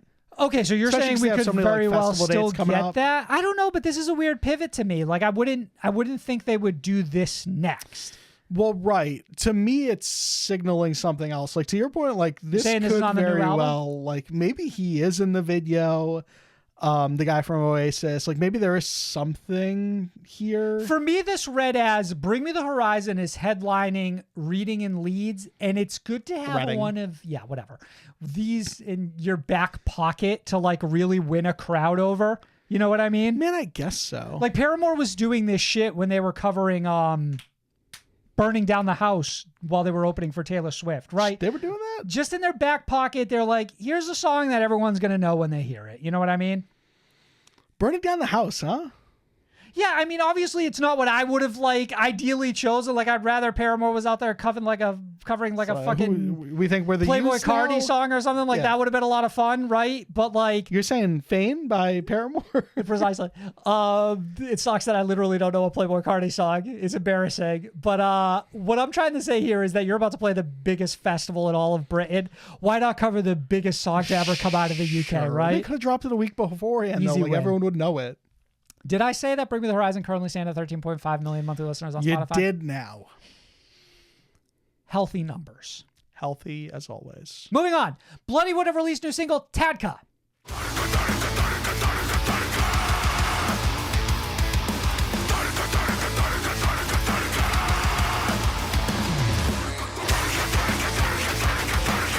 All right, forgive me because this is a brutal one. No, actually, I'll just read their @ Our Tiefling had this to say on Twitter: Bloodywood just never misses. I've seen them live once and will see them again in March. The energy, fun, and power they bring to the stage is phenomenal. People laugh when I tell them that one of my favorite bands is Indian folk metal, but Dana Dan always changes their minds. Marcos, is Indian folk metal officially on the fucking map now? I think it's been on the map for a bit because of Bloodywood. Yeah, I'm with you. Yeah. I think that debut album of theirs really did shift something in our scene, and I think that this is them continuing to sort of they really carved out a unique space for themselves. Sound. Yeah. I've been actively paying attention to everything Bloodywood does now for like 2 years is what it feels like, maybe 3. The stylistic influences that they bring from their culture and their country like truly sets them apart in a big way. Yeah. And they not only bring that to their music, but they bring it to their music videos as well. Like the music video for this. So this song highlights, quote, this song highlights the multifaceted chaos of Indian kitchens that are tasked with perfectly executing centuries-old recipes on a daily basis, as well as the immense joy they bring to most people, Marcos. And that is translated through this music video, not just this song, right? Where they're playing in like what looks like some combination of like a palace or just like a gorgeous hotel or something, intertwined with footage of them like in the kitchen, but then like also eating. And then like the fucking king chef shows up and they're like, get the fuck out of the way, Bloodywood. Let me show you how to actually cook. Like, I'm gonna show you how to like truly cook right now. And they do their thing. And then like they make all of these meals that are explained to us via the lyrics in this song. It's actually incredible how dead set Bloodywood is on the exact, they don't beat around the bush. The literal narrative and theme of this is in the lyrics of the song, right? They're talking about chopping onions and shit. They're talking about spices, right? They're talking about Tadka. The flavor. Marcus' new album, New Delhi, drops March 21st via Fearless Records and will feature previous singles New Delhi and Bakaf featuring Babymetal. A couple of interesting things here. Okay. Bakaf featuring Babymetal. I want to say this was maybe spun as kind of like a collaboration similar to the Electric Callboy one last year as well, where it didn't Bloodywood specifically Babymetal, right. It didn't maybe specifically say like whose song it was. So it's interesting that like it appears Bloodywood is the like 100% always was the case. That's how you they feel? fight the fucking Bloodywood elephant in it from like all the artwork. Well, I guess what I'm trying to say is that, like, do you think this maybe also is telling of where that song with Electric Callboy is going to end up ultimately? 100%. You're thinking that's going to be on the Electric Callboy album? Okay. I want to get your temperature on, like, between Tadka, New Delhi, and Bakaf, what your favorite single was of the 3. This one by far. The rapping bit finally works in one of these tracks. Right? It's almost like he figured it out over the course of 3 songs in a really funny way. Granted, like, Bakaf is a lot of fun. And it doesn't have as much like, rapping, if I remember correctly. New Delhi has a lot of it, and it's incredibly, like, 2006 new metal style. Well, and it's also totally like, translate. Off the strength of Babymetal being there, but also, like, the video itself as a visualizer or whatever, animated music video, just a ton of fun to watch. Music videos for this band in general, just a ton of fun to watch. Like some of the fucking drone shots in this video where it's like having to like I think there's one point where you called it out when we have a reaction for this video over on our channel if you want to go check it out. Is going between like one of the members' legs and like zooming back up and like spinning back around. All of this taking place in like just this massive hotel lobby is what it looks like. Yeah, it's such a fucking spectacle to watch. Also, this is everything here is such a feel-good story until you remember that this band's gonna have to go on Instagram and give credit to a TikToker who first posted about like listening to Bloodywood while cooking in the kitchen one time. So you know, it was fun while it lasted. Who are those 2 guys who do like the fucking like mythical guys or whatever who have like a cooking show now? Yeah. It's actually them. They have to ask that specifically. Marcus, this band will embark on the Return of the Sing tour starting this February across Europe and the UK. Get them in the US today. Right now. Agreed. Bloodywood currently sit at 717,000 monthly listeners on Spotify, Marcus. I think they hit 1 million by the end of the year. I'm feeling it. I think you're right. Thornhill have unleashed new song Silver Swarm.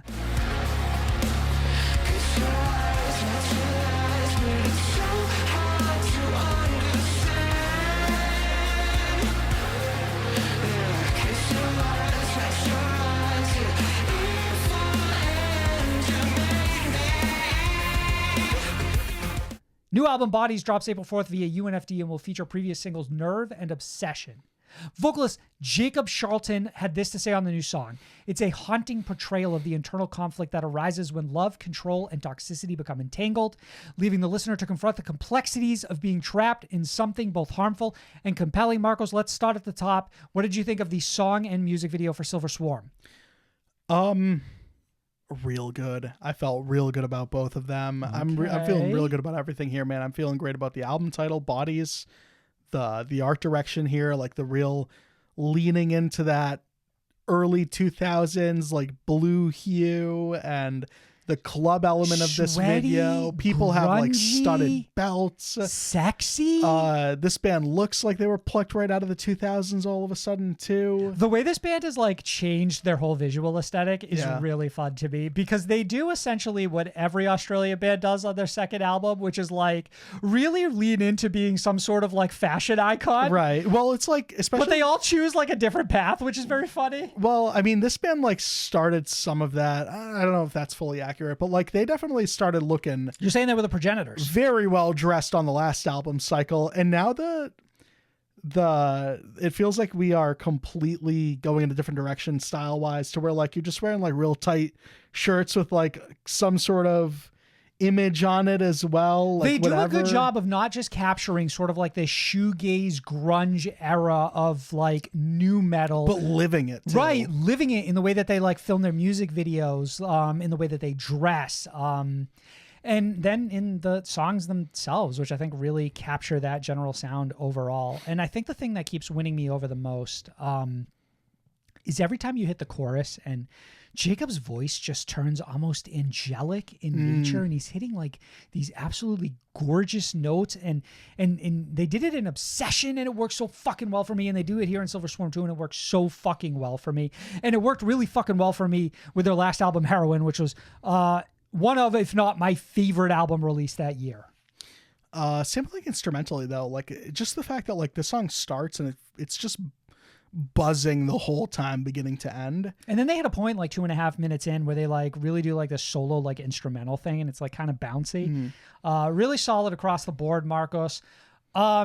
They had this to say about the album. Bodies serves as a sonic mood board, a collection of feelings and vibes intentionally left open to interpretation. It has an upbeat and almost celebratory party energy at times, but also retains all the emotion and intensity Thornhill are known for, making it our heaviest and most explosive work to date. End quote. Marcos, they said, we want people to fuck to this record. That's what I'm hearing, Sam. Right. Like, read between the lines. Right. That's what they're saying. Yeah. But the funniest thing they said here ultimately is making it our heaviest and most explosive work to date. Who are they so fucking with pointless here? stat here? Who are they fucking with here? Because, like, obviously metalcore diehards are like, I remember fucking, what was it called? Like, the Dark Pool, their first album? The Pools and the Lighters. This band was real fucking metalcore, right? Before they betrayed us, before they turned their backs on their country. Yeah. Right? And they're real true fans who were there for their day ones. Before the politics. But it, like, I love that Thornhill feels like a band who like kind of enjoys like poking at their fan base a little bit. I think so. And I think that's what this is here. Or theoretically, we've got some heaters on this album that harken back to early Thornhill, which would be fun too. Then there's this tour, Sam. They're going to embark on the Bodies North American tour, Marco, starting this April in North America with support from Avoid, Banks Arcade, and Ocean Grove. For me, this is the #1 must-see tour of the year. I'm putting it over the recently announced Silent Hill Invent Anime co-headliner. I'm putting this over the While She Sleeps Bury Tomorrow co-headliner. I'm putting this over Imminence with Jaharta. I put it equal to the Imminence with Jaluka. Okay, Jaluka. Who the fuck am I thinking of? Is that a word? Is that? I think Jakarta's like a fucking city or something. Damn, I don't think it's a band. shit. I don't think it's a band. It's a North American tour. But yeah, this is a sick tour, Marcus. Thornhill currently claimed 344,000 monthly listeners on Spotify. Numbers that I think will also jump this year. Numbers. This is I feel like Thornhill are destined to become like the band's band, where every band member, when you ask them like, hey, what are you fucking with right now? Like, what are you listening to? Like, what are you kind of into? They're going to be like, well, obviously the new Thornhill album, right? Like for me, Thornhill are going to kind of become like what Loathe have been for kind of like the last 4 years, where it's like, you ask any other metalcore artist who they're listening to, they're always like, well, Loathe, obviously. Right. Thornhill's going to take Knocked that. Loose, obviously. Novelists have dropped new single All for Nothing.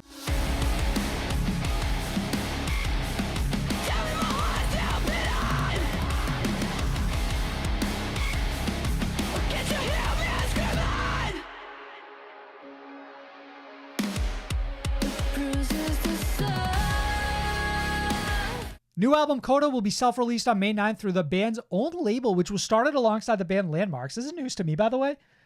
Like I missed the press release that was like Landmarks and Novelists have started their own label. I miss this too. But I like this. I want more bands to do this. Like I like the idea of like a co-op, right? Where like 5 bands just get together and they're like, yeah, we have the label now. What's the name of the label? Do we know? Oh fuck! I can find it. It's okay. What did you think? I was just thinking, like, is it also Coda? And there's just so much, like, it's not. Are we intertwining everything? What are your feelings on their new song "All for Nothing" and the music video? Really enjoying it. Honestly, keep forgetting that Novelists is still around, and that they've had a tumultuous. They have like what a roller coaster. Third vocalist is what they're on right now. Yeah. And they may have saved the best for last. I don't know. There's a lot of good stuff going on with the song. Their label's called Acor, for the record. ACKOR. Acor. Okay. For me, the biggest sell on this is not just that I think their new vocalist Camille has an astoundingly good voice, and immediately makes me respectfully move on from Tobias, who was their former vocalist, who joined them after leaving Alaska, right? Who wasn't the original. He joined them in 2020 after leaving Alaska, right? And then left in 2023, which is when Camille came in. But then there's also the music video for this. Which if you don't have the context that Alaska's a band, it sounds like he just left his state. Alaska with a Z. Yeah. Alaska with a Z.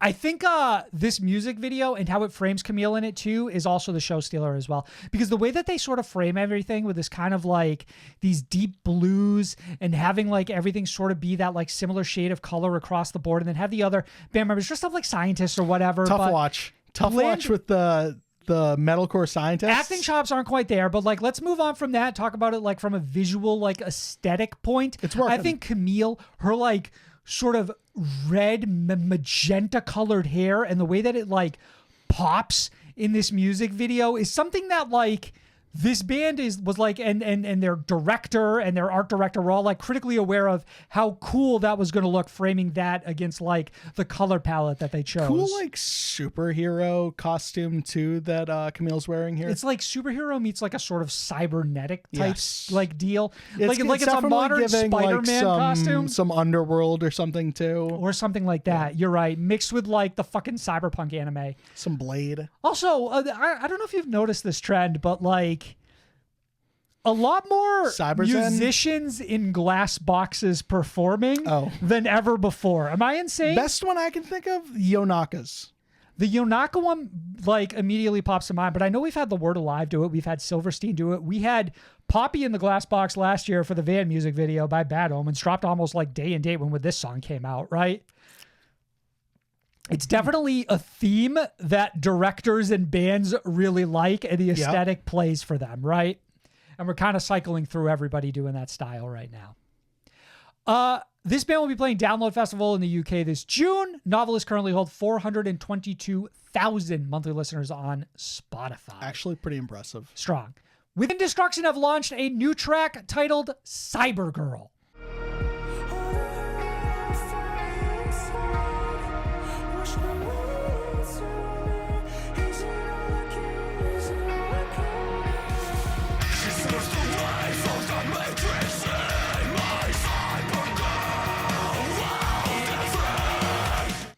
Their new album, Animetal, hits April 11th via Sumerian Records. It will feature previous singles, Animetal, Demon Child, and Kanashibari. Marcos, what were your feelings on the brand new song Cybergirl and the coinciding music video? Cyber is still in. Still in. Okay. Bro, Novelists be doing it. Fucking Motionless in White done did it. Everyone is doing. Bad Omens was big on Bad cyber Omens shit. Was pretty big on the Falling fucking cyber in shit. Reverse was big on cyber shit. Even Silent Planet was big on cyber shit. 1000 Below had that video last year where the guys came in with their fucking like visors and shit and they killed them.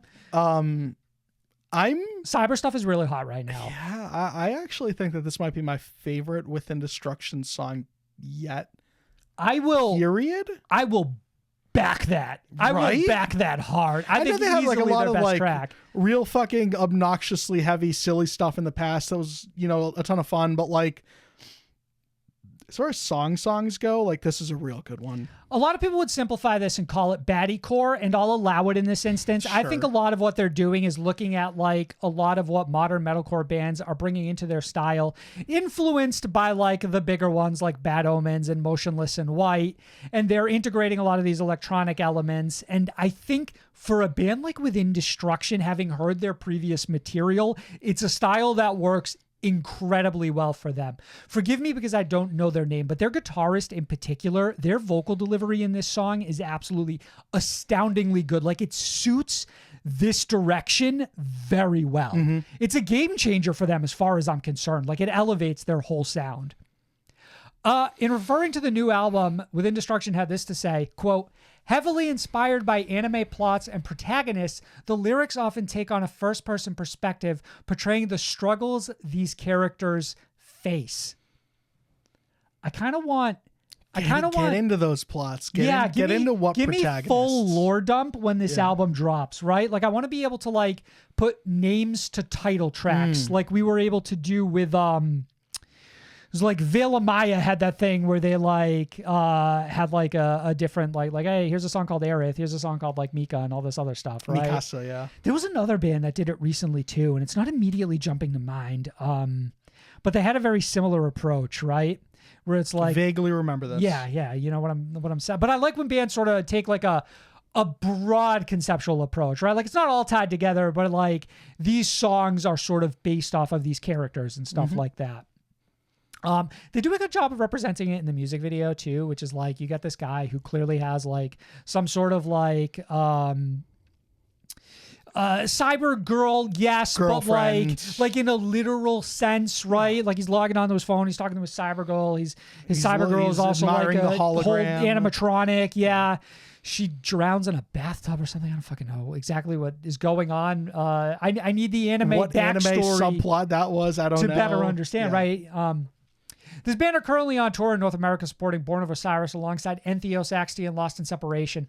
Within Destruction currently claim 138,000 monthly listeners on Spotify. Heading in the right direction as far as I'm concerned with their sound, and I hope that a song like this really helps propel them forward. Totally. Final new song this week, Marcos. Face Yourself have released their new track, Sideration.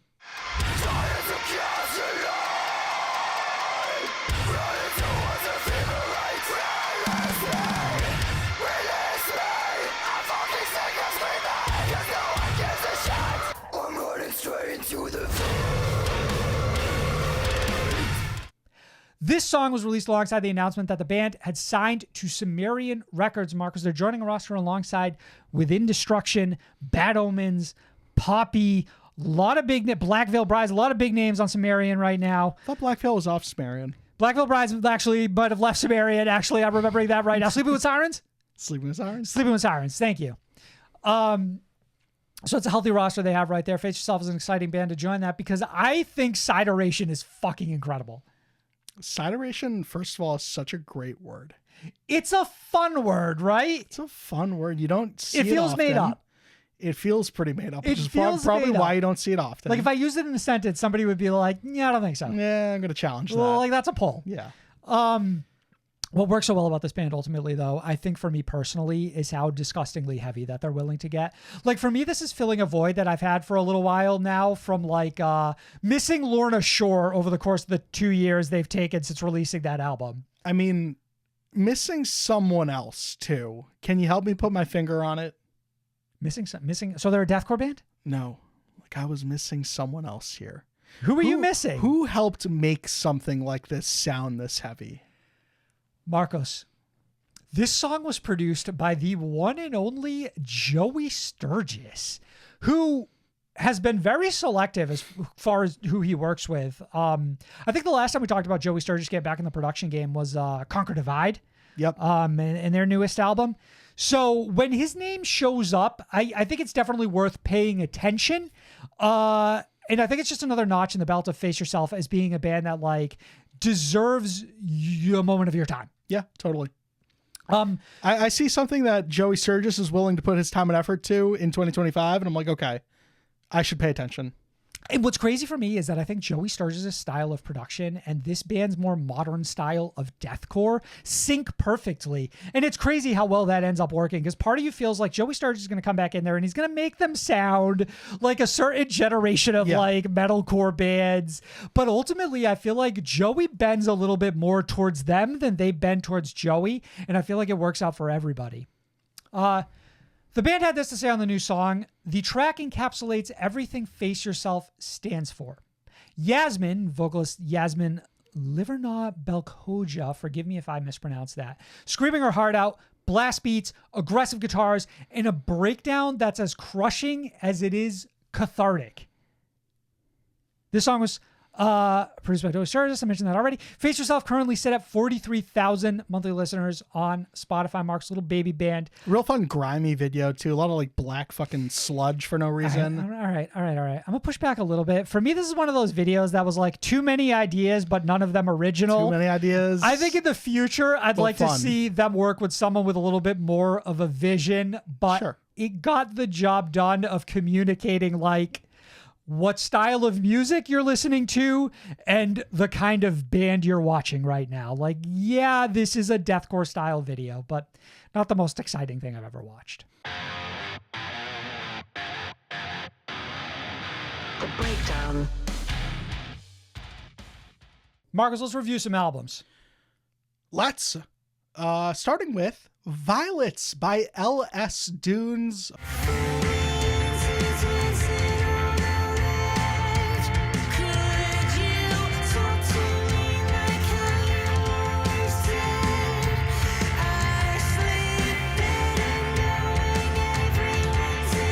Of course, key bullets here at the top. LS Dunes are a post-hardcore outfit from, you guessed it, the United States of America.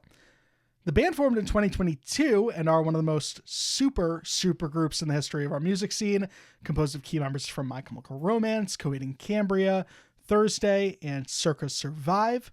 The band has been signed to Fantasy Records since their inception. They distribute via Concord. Pause. Why? Is there a more super group than LS Dunes? That's like a fucking good point. A good question. Like, I'm trying to think if there's somebody else where it's like they cherry picked one member from every great band. And like, surely that exists, right? I mean, I always think back to the Keith Buckley Fall Out Boy thing. The Every Time I Die Fall Out Boy thing. What were they called? The Great Imposters or some shit? No, fuck. God damn it. God, it's been so long since we've talked about that band. They ended up being kind of underwhelming for what it's worth, but you're right. Having like fucking Andy Hurley or whatever and fucking Keith Buckley and whoever the fuck else was in that band. Those were Dead Society? No. Nope, not even close. Not even in the realm of being close. And then I want to say there's like some other bands from like I want to say Audio Slave was like a super group if I remember correctly. I think so. Yeah, but we'll just say LS Dunes is the most super of all of them. I agree with you. Again, there's also like an Isles and Glaciers somewhere in there. Oh fuck, I forgot about them. they were around. I guess Drugs early on was like a super group. Like that was big to me because it was like the fucking guy from fucking like From First to Last is in here with like the guy from Chiodos and the guy from like fucking Matchbook Romance. It was big at the time. Chiodos was at some point also a super group, and they brought in like the guy from The Fall of Troy. That's a good point as well. I hadn't considered that. That's some a good other point members. as well. But LS Dunes are kind of the most super of the bunch, like I was saying, and Violet follows up 2022's debut LP, Past Lives. It's the band's second studio album, released the 31st of January. The record was also produced by the Pennsylvania-based Will Yip, who has previously worked with Movements on like everything they've ever made. He's also the producer behind the upcoming Scowl record. I feel like Will Yip has produced 99% of everything we've talked about on this show recently. Potentially. That guy's been over a lot of bands lately. He, of course, also produced the last LS Dunes album, too. Keep that in mind. I'm going to bring it up a little bit later. Okay. A bit more background on the creation of the album via an interview with bassist Tim Payne that he did with Billboard. Having become much more familiar with each other as artists, we were able to continue to push each other's creative limits, but this time with a concerted effort to put the songs above all else.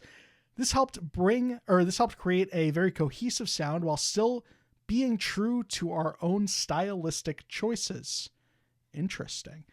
Tim Payne then stated that the album encapsulates everything we've been trying to accomplish since we formed as a band, which is to give us each, as individual musicians, a safe space to explore music in ways that we have not yet had the chance to.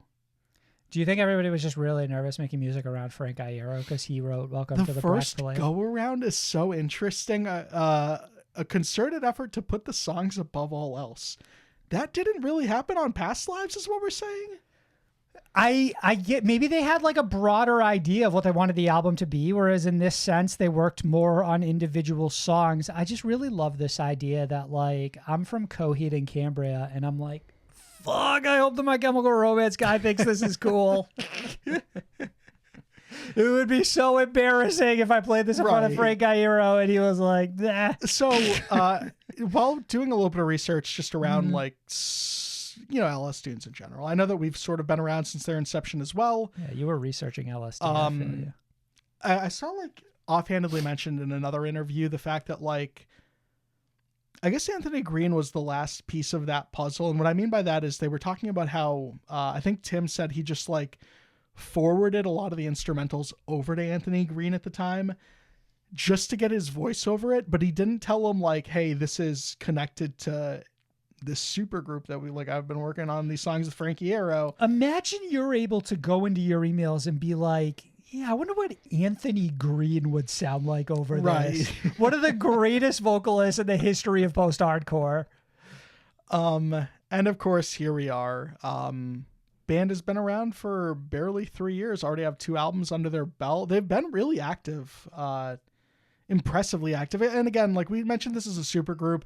Anthony Green, of course, coming from Circa Survive, who are effectively disbanded at this point. So this is his sole focus. Right. So you say impressively active because, for what it's worth, Coheed and Cambria are still very much active. It's Thursday, also not more active than they ever were, like, in the last 10 years. Sure. Well, but it's also important to notate that too, because I think historically supergroups are not that active, at least within our own scene. Like, you see something like Drugs come around, and they were really just around for the 1 album cycle. You see your Isles and Glaciers come around, and they were gone as quickly as they came, right? I'm going to find that fucking Keith Buckley band just so we don't keep the damned things. The damned things. You're right. And they were definitely like a side project. But I mean, a lot of it, I think, depends on a multitude of factors, right? Like with these artists, I think that maybe they're probably locked into certain, like, regimented schedules with their other acts and like where they are as a band. So maybe like these individual musicians were like artists that really wanted to tour and make more music, and like maybe not everybody in the bands that they were in were aligned with that exact vision. So it let them go out and have like an additional creative outlet, which is why we find it to be more active. And then, like you said, factor in the COVID aspect of it all too. Back in 2022, we're coming off of that. They probably obviously had written a lot of that before a lot of people were going out and about and doing their own thing again. And then, like you mentioned earlier, like this is Anthony Green's sole project at this point, unlike the other artists who, you know, all still retain their original bands. Though I didn't feel like Circa Survive said, maybe someday you'll see us again. So I don't know if the book is officially closed on them. Didn't sound thrilled. It's been a minute since we've heard anything about or from them. And I think it's safe to say Anthony Green will not be rejoining SeeYouSpaceCowboy for the 3rd time. It's unlikely, but I guess can't rule it out. Marco, so we introduced a new structure to our reviews in last week's episode, the first of this new year, and we're going to continue that, which is to say that we are going to come at this album each providing 5 points of discussion and then rounding up our general thoughts on the album and then awarding it a letter grade. Why don't you go ahead and kick this off for us? My first major takeaway, Sam, buckle up. LS Dunes are closer than ever to being equal to the sum of its parts. Huh. We're talking about a lineup again that includes members of Cirque Survive, Coheed and Cambria, Thursday, My Chemical Romance. Drink every time we mention that. Take a shot. But there's a real like palpable energy shift on this album. You can tell everyone is locked in. Interesting. And they're really starting to bring it. I remember enjoying the last record, putting it down and never picking it back up again. In my mind, I'm already thinking to the future, like, what is that going to be the approach with this album? Like, am I fooling myself? Am I never going to touch this again? I don't think that's the case. I had a really decent time overall with Violet, and we're going to sort of get into all that. You are saying that is how you feel about Past Lives, where you don't feel a lot of initiative to go back and check that album out again and listen to it? I don't think I've spent any time with it since 22. I did go back and listen to that album a couple of times in preparation for this review, and we'll get into that a little bit because I do have some thoughts about how they sort of measure up against one another. Yeah, I mean, some more thoughts here is just that I think it's an instant upgrade over Past Lives. And again, we're sort of going to touch on and off on things around stuff like that, but I think Past Lives might have the better song or two on it, but as an overall cohesive experience, I take Violet as a listening experience over Past Lives. It's the product of 2 years of additional chemistry formed between all of these members, and it suddenly feels like we're watching what was a fairly well-oiled machine, which is transformed into a very well-oiled machine. Band is firing on all cylinders, and I'm having a pretty good time with this record. So you kind of touched on a lot of things that I guess I want to discuss, but the first one I'd like to jump to is sort of speaking to Past Lives versus this album in particular. And one of my points here was parody, right? I think that the goal with your sophomore record, Marcos, is in theory to surpass your previous work. And I think within this project, ultimately, Violet for me matches Past Lives in quality. I don't think it ever really surpasses it in any instance. There are aspects I like from each album more than the other, but in terms of like quality, I think that they've pretty much remained on the same level, and I don't see a dramatic upward movement here in terms of quality from where they left off on Past Lives. I think if it's missing anything, there are tracks like Permanent Rebellion, which is probably still this band's best track. There is like an edge that is suddenly missing a little bit that I'm missing here on this record. I want to jump in there specifically and go to my next point then before circling back to you, which is that Permanent Rebellion is, I agree, the one aspect in which I think this record is a slight letdown, in that the explosive nature of that song, which was how this band presented themselves. That was the introduction. Yeah. I think it's why everyone was suddenly just like complete undivided attention. It was proof too that they still had a lot of intensity in them. You know, these bands come from like a rich history of like post-hardcore, but you don't necessarily see that in a lot of their modern work, right? But this was like, oh yeah, fucking like a little bit of post-hardcore, almost meets screamo to some degree. Yeah. It's like, here's what we're delivering as this new supergroup, and like, it's in fits and starts in other songs, but they never really lean into it like they did in this singular track, and I miss that. And it's unfortunate because I think that like that was a really great way to kind of like set themselves apart from their other projects, where I do feel the seeds of their other bands more in the vast majority of their material, where in Permanent Rebellion it felt fresh in terms of a lot of what these bands have been doing recently, right? Yeah. But why don't you go ahead next? What else did you want to talk about? My next one is I'm going to take something back here. This is not a supergroup. We just established they're the most super group. Actually, a musical juggernaut. Interesting. We need to start in the supergroup conversation including dedicated LS Dunes producer Will Yip. Okay. As part of the lineup. He's the sixth man.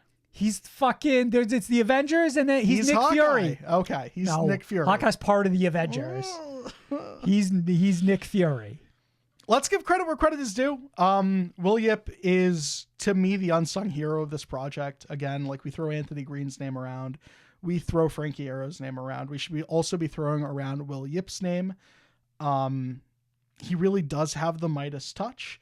Violet's a real masterclass in modern rock production. And like, that's the case with a lot of the things that Will Yip does, but like, he also feels particularly locked in here, knowing like some of the stakes around maybe this being a supergroup. I mean, there's certainly a consistency to their style across both of these records. So it seems that Will Yip and this band do sort of have a chemistry that works well together. Yeah. Really the only thing I wanted to add here is just that like it flows really beautifully, and it's like album to album too, to your point. Like you can tell that there is an established chemistry between these members and this producer. I just think he comes in and really changes the game. You give this to another producer, I'm not sure this album sounds as good. I'm not sure if Past Lives sounded as good. Marcos, in that same breath, I'll mirror those thoughts, but I'll do it from maybe a more surface basic level, which is to say, I want to talk about weapons, and Anthony Green is one of the most disgustingly effective pieces of weaponry in the history of the emo scene. Oh, I've got something for that, bro. Marcos, listening to this man croon in every pitch known to man across a singular song, like I can see it now, before then transitioning into some of the most delectable melodies in Violets and Machines. There is a sadness seared into this man's core that fuels every line he delivers, and there are a few in the scene that come close to his stature. But to speak to some of the other members of this band, Marcos, I think Travis and Frank too deserve all the flowers in the world for the way that they precision scratch that itch for some of the most satisfying riffs known to man. See their track, You Deserve to Be Haunted. 100%.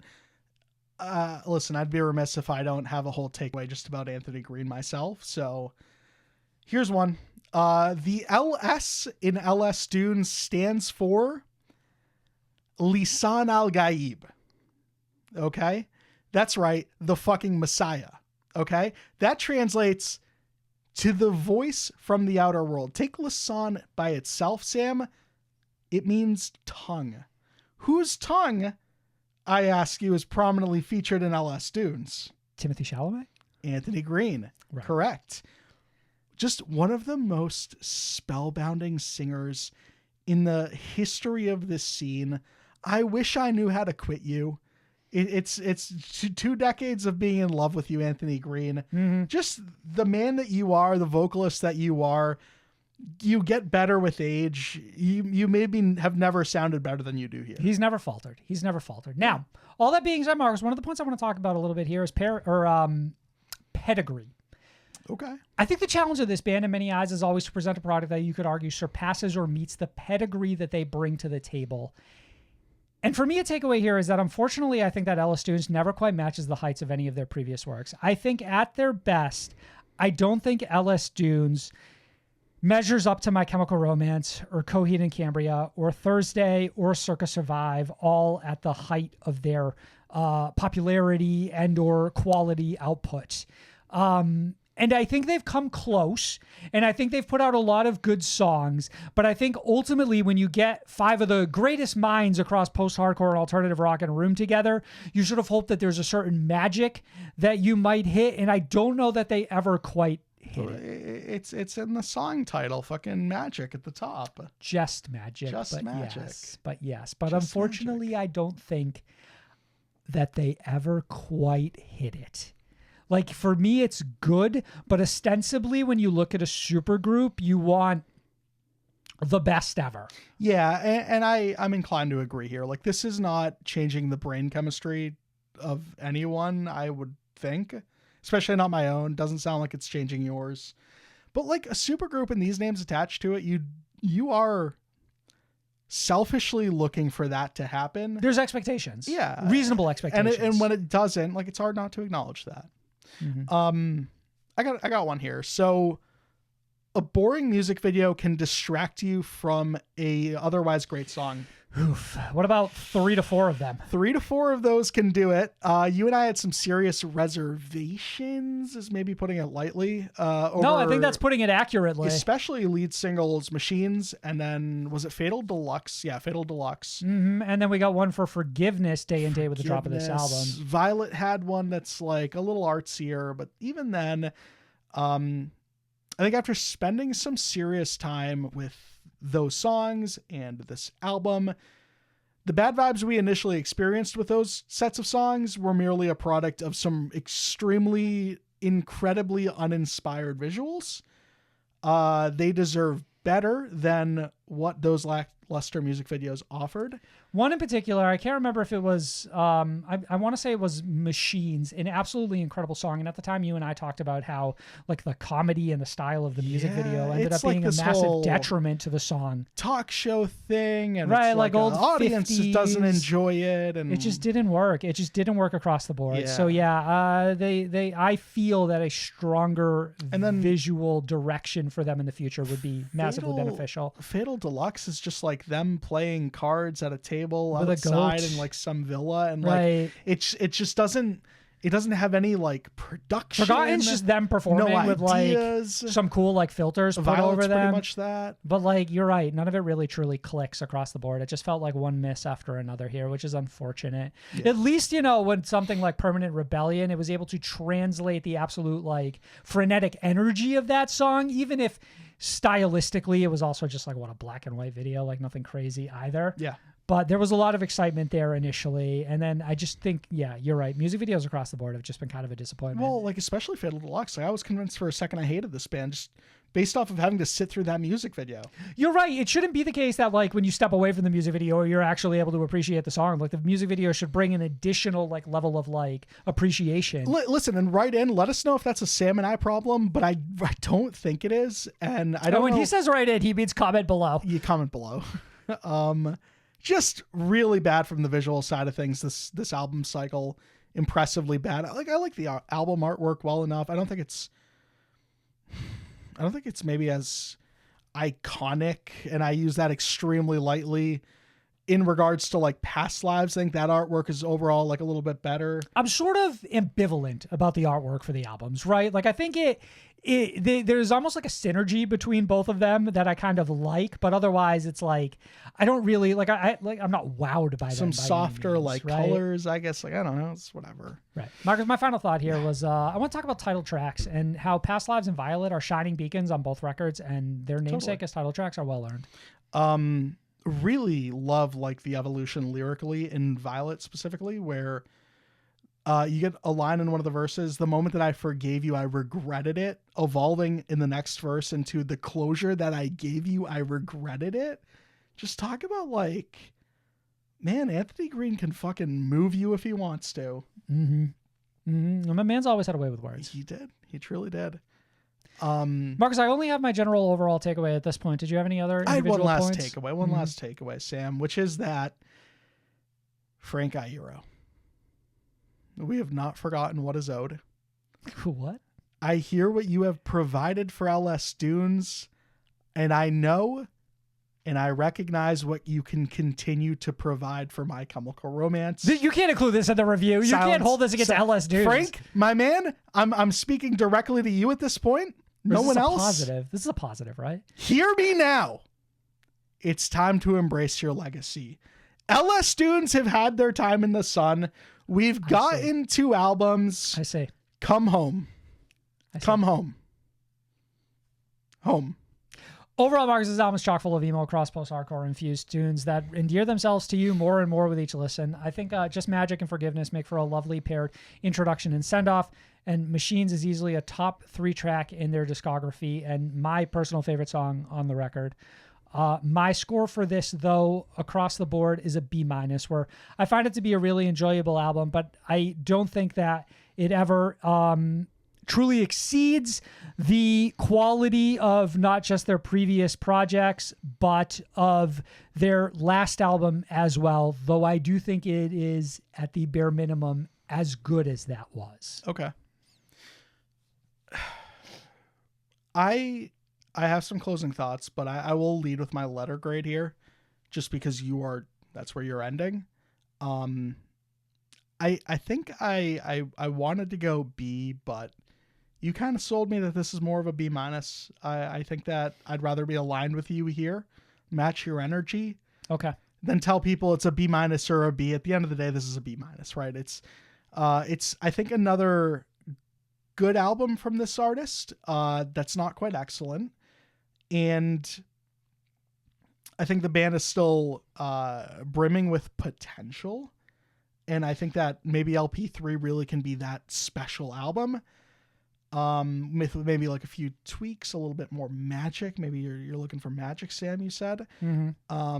So who knows what they could achieve in the future, but for now, Violet just has a handful of really great songs, and it's a good listening experience, but it's maybe not the best album I've heard this year by any means. Okay. It's good to see us aligned on that one, Marcus. We have one last review. Restoration by Rory. Sorry I'm late, I fucked my life. Sorry I'm late, my mom just died. Sorry I'm late, I got too high. Been busy trying to stay alive. Sorry I'm late, just fucked some guy. Hated myself, tried suicide. Did I let my whole life pass me by? Rory is an independent solo rock artist from the UK. They started releasing music in 2019 and have amassed a pretty impressive audience, not for nothing, in the last 6 years since their inception. Restoration follows up 2023's EP Family Drama, and it released the 31st of January. It was produced by Sean and Dom, who are a duo of producers and songwriters that go by the name of Kingdoms. And I can't really say they seem to be responsible for producing much on within our own scene, but what I can at least say is that they have produced for Rory in the past, including on that Family Drama EP. So that's something, a little bit of continuity here. We've discussed Rory a little bit in the past. Only thing before jumping to this review is we've had a real steady stream of singles from this artist to the point where I really have actively been looking forward to this one. Sam, let's go into takeaways. What was your first one? So, so I approached this as I wanted to talk about this from a perspective of songs, right? So let's talk about if pain could talk, what would it say? I think that what this song does is it's establishing the self, who they are, what they stand for. We're talking about Rory here. And in turn, establishing the album. It's a pitch perfect opener because it's the introduction to the artist and it gives you a sample of their personality and sort of an idea of what to expect next. I really love the mindset behind this as the introduction track to the whole album. I love that. I've got a takeaway that's pretty similar. In that autobiographical songwriting is in, and I think that it's very underrated, at least within our own music scene, maybe. Rory's approach adds layers of depth to her sound that ultimately end up being really critical, in my opinion. It's like she's inviting us into her personal diary, and we can't help but it's one of those instances where you sort of lean in a little closer to hear just a little bit better. Because of how raw. Open they are. Yeah. It's the kind of storytelling that makes for a really captivating experience. And I think overall, just that relatability, that realness, it's something we need more of, just period, in music. It gives it more specific personality for each of them, not just the fact that it's Rory's personality on display, but as an artist, they're saying something that is unique to themselves, right? And you and I have always talked about how the general blandness that a lot of artists approach to talking about subject matter from a very broad perspective has become boring and bland across the board. So it mind-numbing. Always 10 times more interesting to see the perspective of someone, especially an individual like Rory, because they have so much to say and they have so much of themselves they're willing to put on display. Yeah, pull back that curtain, as it were. Marcus, I want to talk about songs Sherlock Holmes and the Atheist. My impression of these tracks... Two separate songs, by the way. This is not two separate songs, but one point, right? Yes. My impression of these tracks is it's having someone sort of turn their back on and or walk out on you and confronting that. But additionally, it paints a clear picture of Rory's personal struggles. And these two songs are an example of how Rory is willing to crack herself open for display on this record. Yeah. Willing to be vulnerable. There's an extreme willingness on this album. Yeah. At some point, you almost want to stop them and say, are you sure you want to share this next bit? Yeah, but it wouldn't be the art that it is if it wasn't, no, right? 100%. Let's see if I have a takeaway that's... I do. It sort of... It branches from my last takeaway, and it really does relate to the takeaways you've had so far, just regarding these songs, which is that personality and vulnerability in songwriting can really carry the music, except my angle is literally carrying the music. What I mean by that is there are times when the instrumentals behind Rory's vocals can feel very forgettable. But that's where Rory kind of shines, and it's almost like it's intended that way. They're meant to be background noise. Yeah, Or you kind of say that. I don't know. This feels a helps little bit like the raw personality, the vocal double-edged prowess. sword for me. A little bit. I don't know if this is going to get an A+ when it's said and done, but helps highlight personality again, vocal prowess, which we haven't really gotten into, but I think that Rory is a magnificent singer. I've got a whole takeaway just about that alone as well. The voice is obviously the star of the show here. I won't disagree with you there. Yeah. 100%. And I don't think this album pretends otherwise. And I think those vocals really are what elevates most songs to greater heights, because it's certainly not the riffs. It's not the percussion. I'm not trying to take away too much from, everyone that is contributing to the music outside of Rory themselves. And Rory could be writing all these parts too, but I think everything is effectively there just to highlight Rory's voice, but it's not doing too much more legwork outside of that. That's accurate. So, and I also think that extends a little bit to the production side of things. So in conclusion with all of that, it sort of proves sometimes that it's not about the flashiest production or the most technical, drumming or riffing, whatever it might be. It's about the heart and soul behind the music, and I think that Rory has that in spades. I agree with you there. Next song I want to talk about is Mortality Suicide. This is the song that put Rory on the map for me. Yeah, same here. Which isn't to say that I wasn't peripherally aware of her and, some of the songs and she'd done in the past, but this is a case where you sent this to me specifically and I'm like, oh yeah, this is different. This stands out among a lot of what we've been listening to. So Mortality Suicide, it may not necessarily be saying anything new or deeply profound, but I think there is a level of bravery as an artist to put out a song where you are willing to put your name out there as someone who clearly stands against a lot of the modern atrocities we are witnessing as a society. Choosing to be outspoken and tackle more serious subject matter is worthy of acknowledgement, if not applaud. Easily the best song on this album, and not just because of the nature of what the subject matter speaks to, but in the way that it's executed via such a well-crafted and lovely song. Totally. It's very thoughtful and it's very forward thinking, and it's very in the moment. This is politics in music, for the record, by the way. Circling back to the beginning of the episode. Yeah, that song I think ultimately is my absolute recommend with a bullet off this record, for sure. I've got a more unconventional takeaway here next, Sam. It's that Kintsugi stocks are at an all-time high. What does that mean? Do you follow? No, I don't. You know what's hot right now, Sam? Kintsugi. That's right. The Japanese art of repairing pottery and joining it with gold. Okay. We've seen it recently from Wasn't it Amina? Did they talk about this? A little bit. Not okay. Then who? Holding Absence. Gotcha. Holding Absence. Yeah. That's right, Sam. With the Noble Art of Self-Destruction, that artwork, and again with Windwalkers. Yeah. Windwalkers. Why are you setting me up like this? Just say what the fuck it is. Album artwork on What If I Break. Even Like Moths to Flames last year with a song of that name outright, tackling that theme on their album, The Cycles of Trying to Cope. Yeah. We've got a full-blown movement on our hands. I don't know if you've actually picked up on this yet. So I did pick up on this specifically from the album artwork. So if you look at it, it's Rory and she's all taped together. The name of the album's Restoration. Clearly it's kind of taking all of the broken parts of Rory and her experiences and piecing them together to make up who she is as a person, which for all intents and purposes is the entire theme of the record. Correct. Yeah. For me, it was I felt like this one was very obvious, but it is also important to acknowledge. I think so. And it again, like you touched on, just reflects the album and the story that it's trying to tell very well. Yeah, they tie it all together, right? From top to bottom, the album art to the name to what Rory is doing on the record is very well considered. Beauty in imperfection. Yeah. Of course.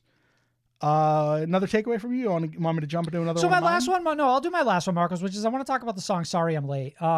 I think what Rory does so well throughout this record is put on display their humanity and expose every aspect of themselves, which we talked about a lot. And this track for me is the cherry on top of that messy Sunday. Okay. It really, for me, it tells me exactly who they are as a person. And I think it's really beautiful the way that they lay it all out. For me, it was in terms of a 1-2, it's my favorite track, Mortality Suicide, and right behind that, Sorry I'm Late. Love it. Really love it. It's a more like general, like it's a more like it's not tackling like some large subject matter like mortality, suicide is. Like it's more so just sort of like discussing like her and who she is as an individual personality and like kind of like her tics and traits. And I found it all very relatable, honestly. Totally. Love that. I guess I had two final takeaways. Go ahead. I thought I was caught up. Knock them out. You have the floor. This one's a bit of a takeaway that I had last week as well. Different angle on it, though. Are we talking about the Philadelphia Library again? No. It's never too late to release your debut album. Of course, last week, we discussed how the timeline for releasing a debut can be flexible. Right. Even for artists like Vacant Home, who had been grinding for nearly a decade, kind of stumbled through a bit of, key Turmoil. personnel changes, things like that. And on the other side of that, Rory's been very outspoken about being like, so she's now 40. And that's when she turned 40, she announced this record. I think it's so funny because people have called her like an industry plant in the past, I want to say. And that's when she's spoken out about the fact that she's like 40 and dropping her debut album. It's like, what are you talking about? How would that even ever be possible?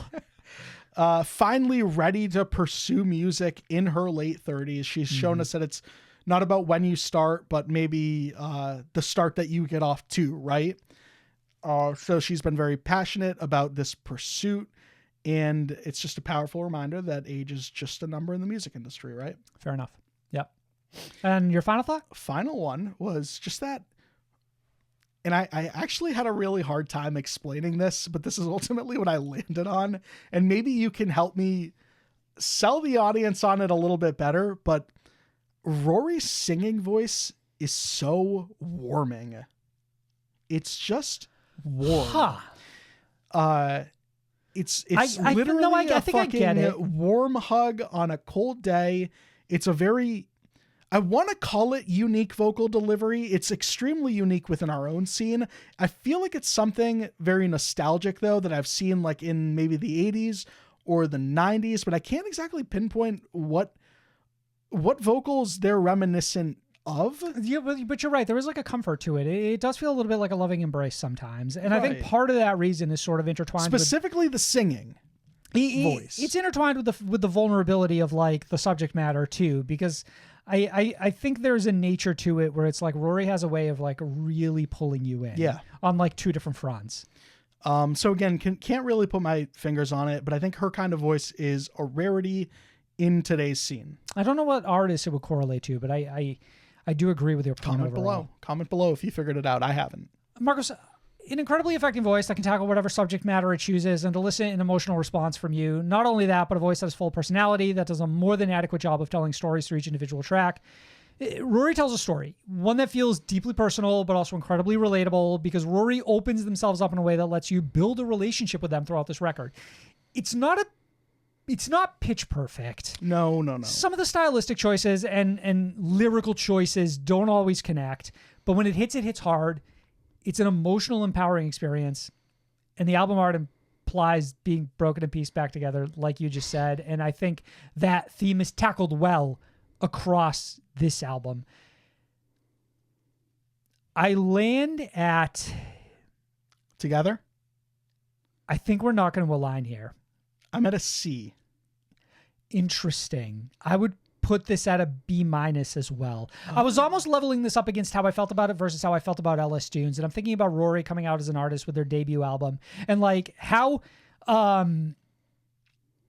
much I loved, just adored some of the individual songs on this record and how I think across the board it mostly worked, right? So like you're bringing a different level of expectations. This is your debut album, and for it to be as good as it is, I think speaks volumes to me. So I was like sort of pairing them up against each other and weighing them, and ultimately I think they both settled on the same score for like different reasons, right? Like exceeding expectations, but then for Rory, and then like slightly coming under them for like an LS Dunes. But for me, they both sort of ended up in the above average area.